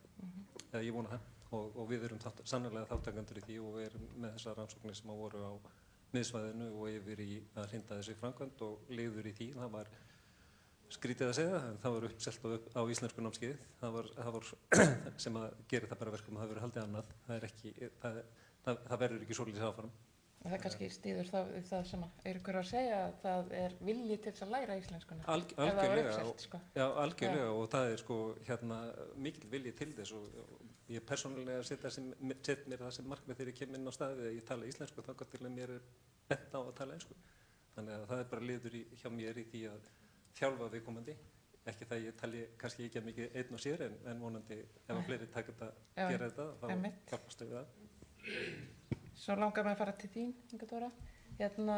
Þú sýndir okkur að þetta virkar, ástandsmatið og líka að það hefur borið árangur þessi aukna áherslu á innviða uppbyggingu. En hvaða áhrif hefur innviða uppbyggingin á sum þessara svæða? Hvar stoppum við því? Góð spurning. Þessi virkar ekki eða hvað? Þessi virkar. Já, hvaða áhrif hefur innviða uppbygging? Þegar við tölum innviða uppbyggingu á áfangastöðum að þá erum við að tala mest stíga, palla eða einhverjir staðir sem við vitum að fólk vill vera og fólk vill fara á. Þannig að það er fyrst og fremst stýringin að passa að fólk fari ekki út allt og inn í viðkvæman gróður til dæmis og vísi fólki þá leið sem að það vill horfa. Þannig að það og vendi viðkvæm svæði þar sem við verum stýra frá. Þannig að þetta fyrst og fremst stýring. En þetta spírall, eða ekki? Spírall. Já, fleiri ferðamenn, þá þurfum við meiri innviðauppbyggingu. Akkurat. Þá þurfum við. Akkurat. Ég nefnilega sýndi þarna hversu hratt upp þessi grænu áfangastæðir eru að fara. Það þarf rosalega lítið að gerast til að við töpum þessu aftur. Já. Þannig að við þurfum að hafa vakandi augar fyrir því. Við erum ekki bara komin á græna grein og búið, sko. Við þurfum að vera mjög meðvituð að halda þessu við, byggja upp fleiri innviði og fleiri staði. Einmitt. Og kannski Eiríkur þá messaði nú svo rækilega yfir okkur, minn gamli íslensku kennari, þannig að nú þarf ég að vanda mig. Mér langar aðeins að því að Arnar og Eyrún auðvitað komu inn á það að lífsgæðin eru mikilvæg, lífsgæði íbúa. Það að setja meiri fókus á tungumálið, gæti það verið liður í því að bæta lífsgæði íbúa? Geturðu svona að spelt því upp? Já, ég held að segja ekki á því. Það náttúrulega eins og ég nefndi, það mikill og vaxandi pirringur gagnvart mikilli enskunótkun í samfélaginu og hún auðvitað tengist ferðarþjónustunni mjög mikið þó það sé ekki bara í ferðarþjónustunni. Og fólk, ég held að ánægja með og viðhorf til ferðarþjónustunnar myndu breytast ef að væri lögð meiri áhersla á íslensku kænslu og íslensku kunnáttu þar og fólk verða jákvæðara og það bætir lífsgæði þess og svo náttúrulega eins og ég nefndi líka þessi pirringur, hann getur brotist út og það er þetta dæmið það, hann brýst út í útlendingaandúð og útlendingaandúð er náttúrulega alveg, ef hún kemst á eitthvað stig hér, þá er hún alveg stórhættuleg fyrir samfélagið og bara maður má ekki til þess hugsa að hún magnist upp og það er mjög mikilvægt að gera allt sem hægt er til þess að koma í veg fyrir það. Þakka fyrir. Ég ætla ekki að spyrja Eyrúnu vegna þess að þetta er RMF sem stóð fyrir þessari könnun því mig langar að hleypa ykkur að. Við hefum svo lítinn tíma eftir. Má ég kannski skjóta einni að? Já, gerðu svo vel. Ég er svolítið forvitin núna upplifum við ákveðið tímabili í COVID-19 þar sem að það voru bókstaflega nánast einhver ferðamenn á landinu og Íslendingar fengu tækifæri til þess að skoða landið sitt án ferðamanna að fara að Geysi og það var ekki nokkur þar nema kannski örfáir Íslendingar og síðan skellur í rauninni straumurinn á okkur aftur nokkur hratt.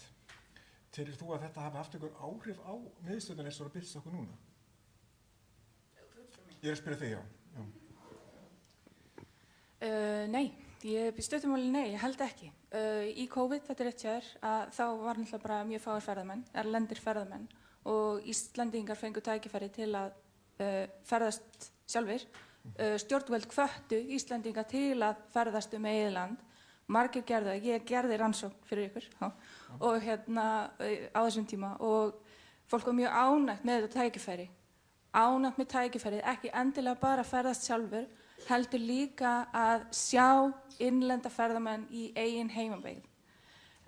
Í COVID að þá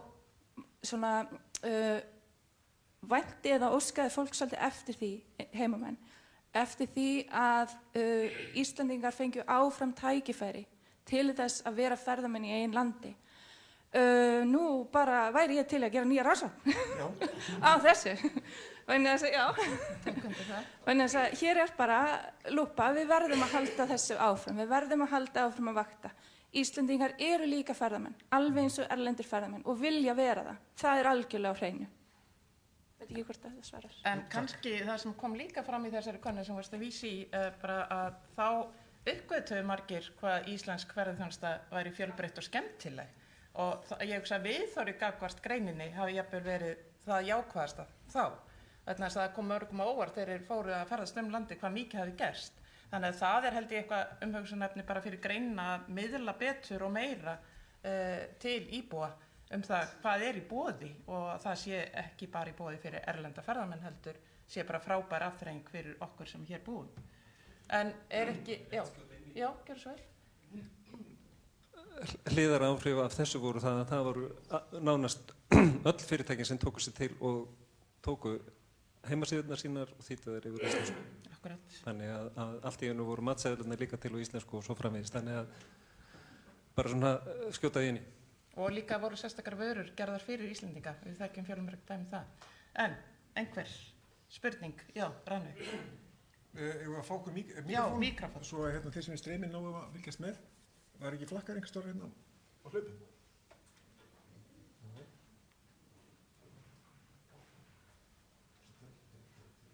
Tveir. Já, sæl, takk. Ég heitir Rannveig og kem frá Háskóla Íslands. Takk ykkur fyrir bara alveg frábært þarna umræðu, bara og mikilvæg málefni. Og tvennt, mér langar kannski bara til að bæta við eldræðuna eða taka undir með hjá honum Eiríki að það ekki bara það að þú sagðir að kostaði að breyta, sko, það var bara ef þið farið því sem farið að fljúga heim hérna, þá bara út af flugstöðinni hérna út á Reykjavíkurflugvelli. Það er eitt orð, það eru orð að veggirnir eru þakktir, það er eitt orð á íslensku, það er sem brottfarir. Einhver tíma var þetta allt á íslensku, þannig að búið að breyta sig yfir á ensku, samir á umferðarmiðstöðin og fleiri stöðum. En það sem ég langaði til að spyrja, það var mér langaði til að beina spurningum til þín, Inga Dóra. Þú talar ástandsmatið, ástandskvarðan sem þið notið. Eru teknar þar inn í sko breytingar sem ferðamenn hafa á samsetningu gróðurs, þeir gönguferðamenn til dæmis eða aðrir á jarðvegsbúskapin okkar, þú veist maður þarf að eyða aðeins meiri svona, af því þetta er svona áhrif á kolefnis, jarðvegslífið sem er undirstaða kolefnisbúskapar og allt svona, þetta eru svona rannsóknir sem hafa verið gerðar í áratugi erlendis, hvernig það breytist og hringrásina sem það ferðamenn breytist. Við verðum að hafa stuttar spurningar. Og síðan, já, og þá hafið þið verið að skoða mismunandi áhrif frá gönguferðamönnum, hjólreiðaferðamönnum, hestaferðamönnum, maraþonferðamennsku sem núna er sú sem vex hraðast og svo framvegis. Það var nú fyrir sko sem ég hef áhuga á, síðan eru viðhorf ferðamanna og viðhorf heimamanna tekið með í þetta ástandsmat. Tvær spurningar. Svarið, seinni spurningu er nei, þetta er bara ástand á náttúru og áfangastaðnum sjálfum. Þegar við talum rannsókn á gróðri og hvernig við metum þetta, þá er það akkurat það sem við erum að meta. Sko, verndargildi svæðanna, það er ákveðin ástæða fyrir þegar þau eru friðlýst og við viljum vernda þau og það er lífríki eða gróður eða einhver landslagsmynd eða viðerni eitthvað slíkt og við erum alltaf fyrst og fremst að horfa á að það tapir sér ekki og það er oftast það sem að fólk er að sækja í. Þetta tæki er ekki að greina hvers konar ferðamenn eru. Það eru kannski önnur tæki sem greina það hvort það eru gangandi eða einhverju annars konar ferðamenn. Ástandsmatsskýrslan er á netinu hjá Umhverfisstofnun.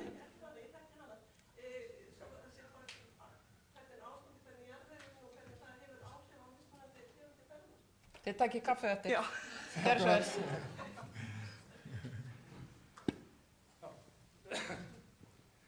Óskar Kristjánsson heiti ég, formaður félags ökuleiðsögumanna. Tvær spurningar, fyrst til Ingu Dóru. Ég vil bara lýsa yfir ótrúlega ánægju leiðsögumanna yfir því hvað við erum að sjá út á þessum svæðum. Þegar við erum svona hátíðlega köllum innviða uppbyggingu, það eru þessi landverðir sem eru með skóflun og hakan. Þetta er alveg ótrúlegt hvað þetta er vísir á betri framkvæmd og betri aðstæður, segi ég. Og spurning mín til þín er verið að tryggja næga fjárveitingar akkurat til þessara starfa. Það er ekki bara á þessum mest kritísku svæðum, við erum að sjá svæði eins og til dæmis bara Múlagljúfur sem var á leiðinni í Svað, hvernig landverðin hafa stigið inn og bjargað málum. Og seinni spurningi mín, hérna var Rögnvaldur eins og barnið í Nýju föllum keisarans, hrópandi í eyðimörkinni, en þetta var alveg ótrúlega mikilvægt og ég vil hvetja okkur öll til þess að styðja við það sem hann er að koma fram með hérna núna. Við höfum séð 55% ferðamönnum koma til landsins af því það eru áhuga íslenskri menningu, en við erum líka að sjá að það eru fleiri og fleiri ferðamenn sem heimsækja Ísland og heita engan Íslendingi í ferðinni. Og ég held að þetta við þurfum að styðja við þessar Rögnvaldur að gera og ég vil bara þakka fyrir hennar frábæra málþing, þetta er búið að vera mjög gott og bara brýna fyrir okkur, ekki skammast okkar fyrir íslensku menningu, lyfta fram íslenskri tungu. Takk fyrir. Já, Landverðir, þeir eru aldeilis frábærir starfsmenn og miklir eldhugar og mikinn áhuga á sínu starfi og þetta er bara frábær álagsstýring vegna þess að þetta eru einu starfsmæðinir sem eru á staðnum og geta leiðbeint fólki.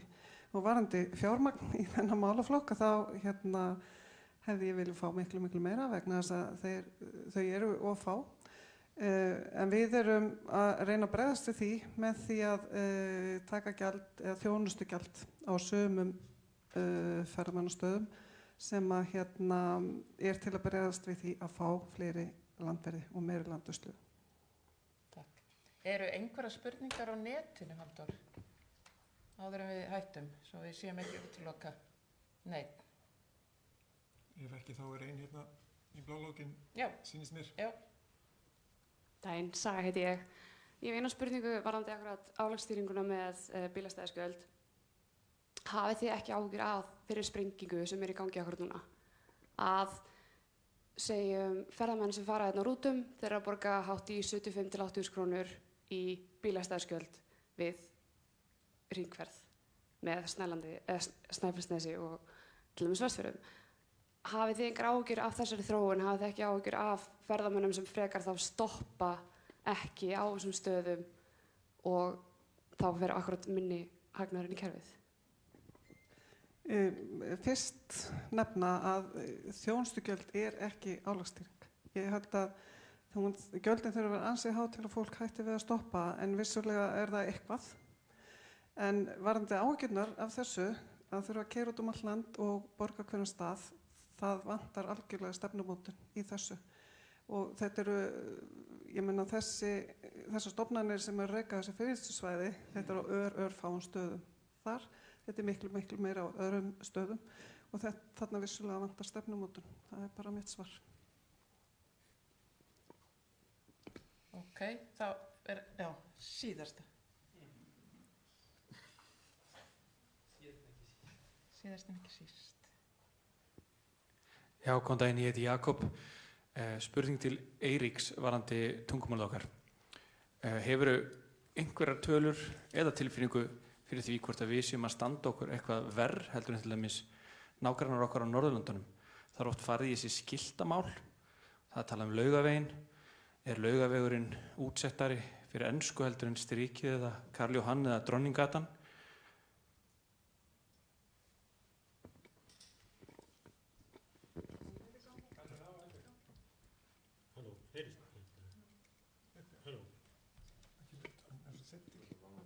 Halló. Já, nei, sko, það sem þarf náttúrulega alltaf að hafa í huga varðandi þetta er bara hvað íslenska er viðkvæm, af því að við erum svo fá og það er, jú, það er... Við erum líka svo umburðarlynd. Já, sko, kannski erum við alltaf umburðarlynd. Það getur verið það í vissum tilvikum, ef við erum of umburðarlynd gagnvart því að enskan vaði yfir okkur. Það er varasamt, en nei, sko, þetta er, auðvitað er enska mjög víða, enska er náttúrulega þetta alþjóðamál og hún er auðvitað áberandi mjög víða, en sko, ferðamenn eru náttúrulega hlutfallslega margir á Íslandi og hafa mikil áhrif og svo bætist það við að enskukunnátta á Íslandi er mjög almenn, þannig að við skiptum mjög fljótt yfir í enskuna og það er ekki mikil hvati til þess að læra íslensku. Við þurfum bara að breyta þessu, við þurfum að átta okkur á því að við stefnum, þetta stefnir í óefni vegna þess að íslenskan er að missa fleiri og fleiri svið og eftir því sem hún missir fleiri svið, eða einhvern tímann förum við yfir einhvern þröskuld, þess að verður ekkert snúið tilbaka. Og við vitum ekki hvenær það er, en við viljum ekki endilega taka áhættuna á að finna þennan þröskuld. En samt að veita góða þjónustu. Já, en það er hægt að veita góða þjónustu án þess að það komi niður á tungumálinu, hlýtur að vera. er alveg síðasta. Ok, þú horfir svo fallega á okkur. Þannig að... Komið sæl, ég heiti Helga Stína og gott að vera með ykkur í dag og mjög margt sem fer í gegnum hugan. Ég með fyrirtæki sem með mikið fókus, það mikla áherslu á að tengja útlendinga eða þá sem að koma að heimsækja okkur við Íslendingana. Þannig að ég með spurningu til markaðsstofu höfuðborgarsvæðisins. Ég veit að í Evrópu þá til dæmis verið að halda svona opin hús, fólk að bjóða heim til sín í mat og fleira. Og tónlist og fleira. Er það eitthvað sem þið hefur verið að hugsa að gera í Reykjavík? Ég held að það væri gott til fyrir báða aðila, bæði gestina og fyrir þá sem að búa hér. Heyrst í mér, já. Nei, við höfum ekki alveg farið þangað. Það var nú í túninu heima helgina, til dæmis í Mosfellsbæ, en það meiri svona hverfishátíð eða bæjarhátíð. Og það sama í Hafnarfirði, það hjarta Hafnarfjarðar, þar líka verið að bjóða heima á tónleika og fleira, en við höfum ekki endilega hort á þessar hátíðir sem sérstakar hátíðir fyrir erlenda ferðamenn og við eigum það samtal við sveitarfélögin. En það getur vel verið að gera eitthvað slíkt, en ég hef nú ekkert sérstaklega góða reynslu af slíku í gegnum Inspired by Iceland og flækjustígin varðandi það þegar við ákveðum að fara með eldhús hér í kringum allt landið og öll flækjustígin sem heilbrigðiseftirlitið og fleira koma eftir okkur. Þannig að ég veit ekki alveg hvort við leggjum alveg í það, en hugmyndafræðin það að tengja betur við lokalegin sjálfsögðu það sem við viljum gjarna gera og vekja athygli á. En við viljum líka velja það sem við erum að leggja áherslu á í því. Þakka fyrir, þið hafið allan þetta í hugmyndapottinum. Bara lokum, ég langar að þakka kærlega fyrir daginn á þenni gef Arnari orðið til að slúta.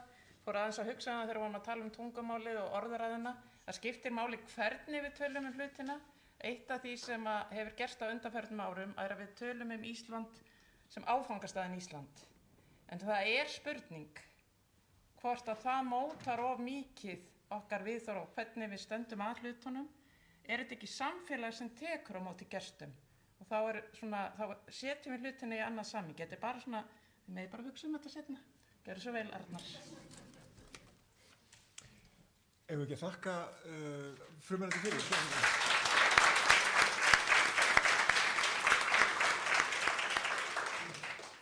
Já, nú klukkan 4 mínútur yfir og örstutt bara takk kærlega fyrir komuna öllsumul og takk fyrir góðar umræður. Ég vildi þakka RMF fyrir frábært samstarf og við munum halda því áfram og allir frumherrendur takk fyrir góð erindi.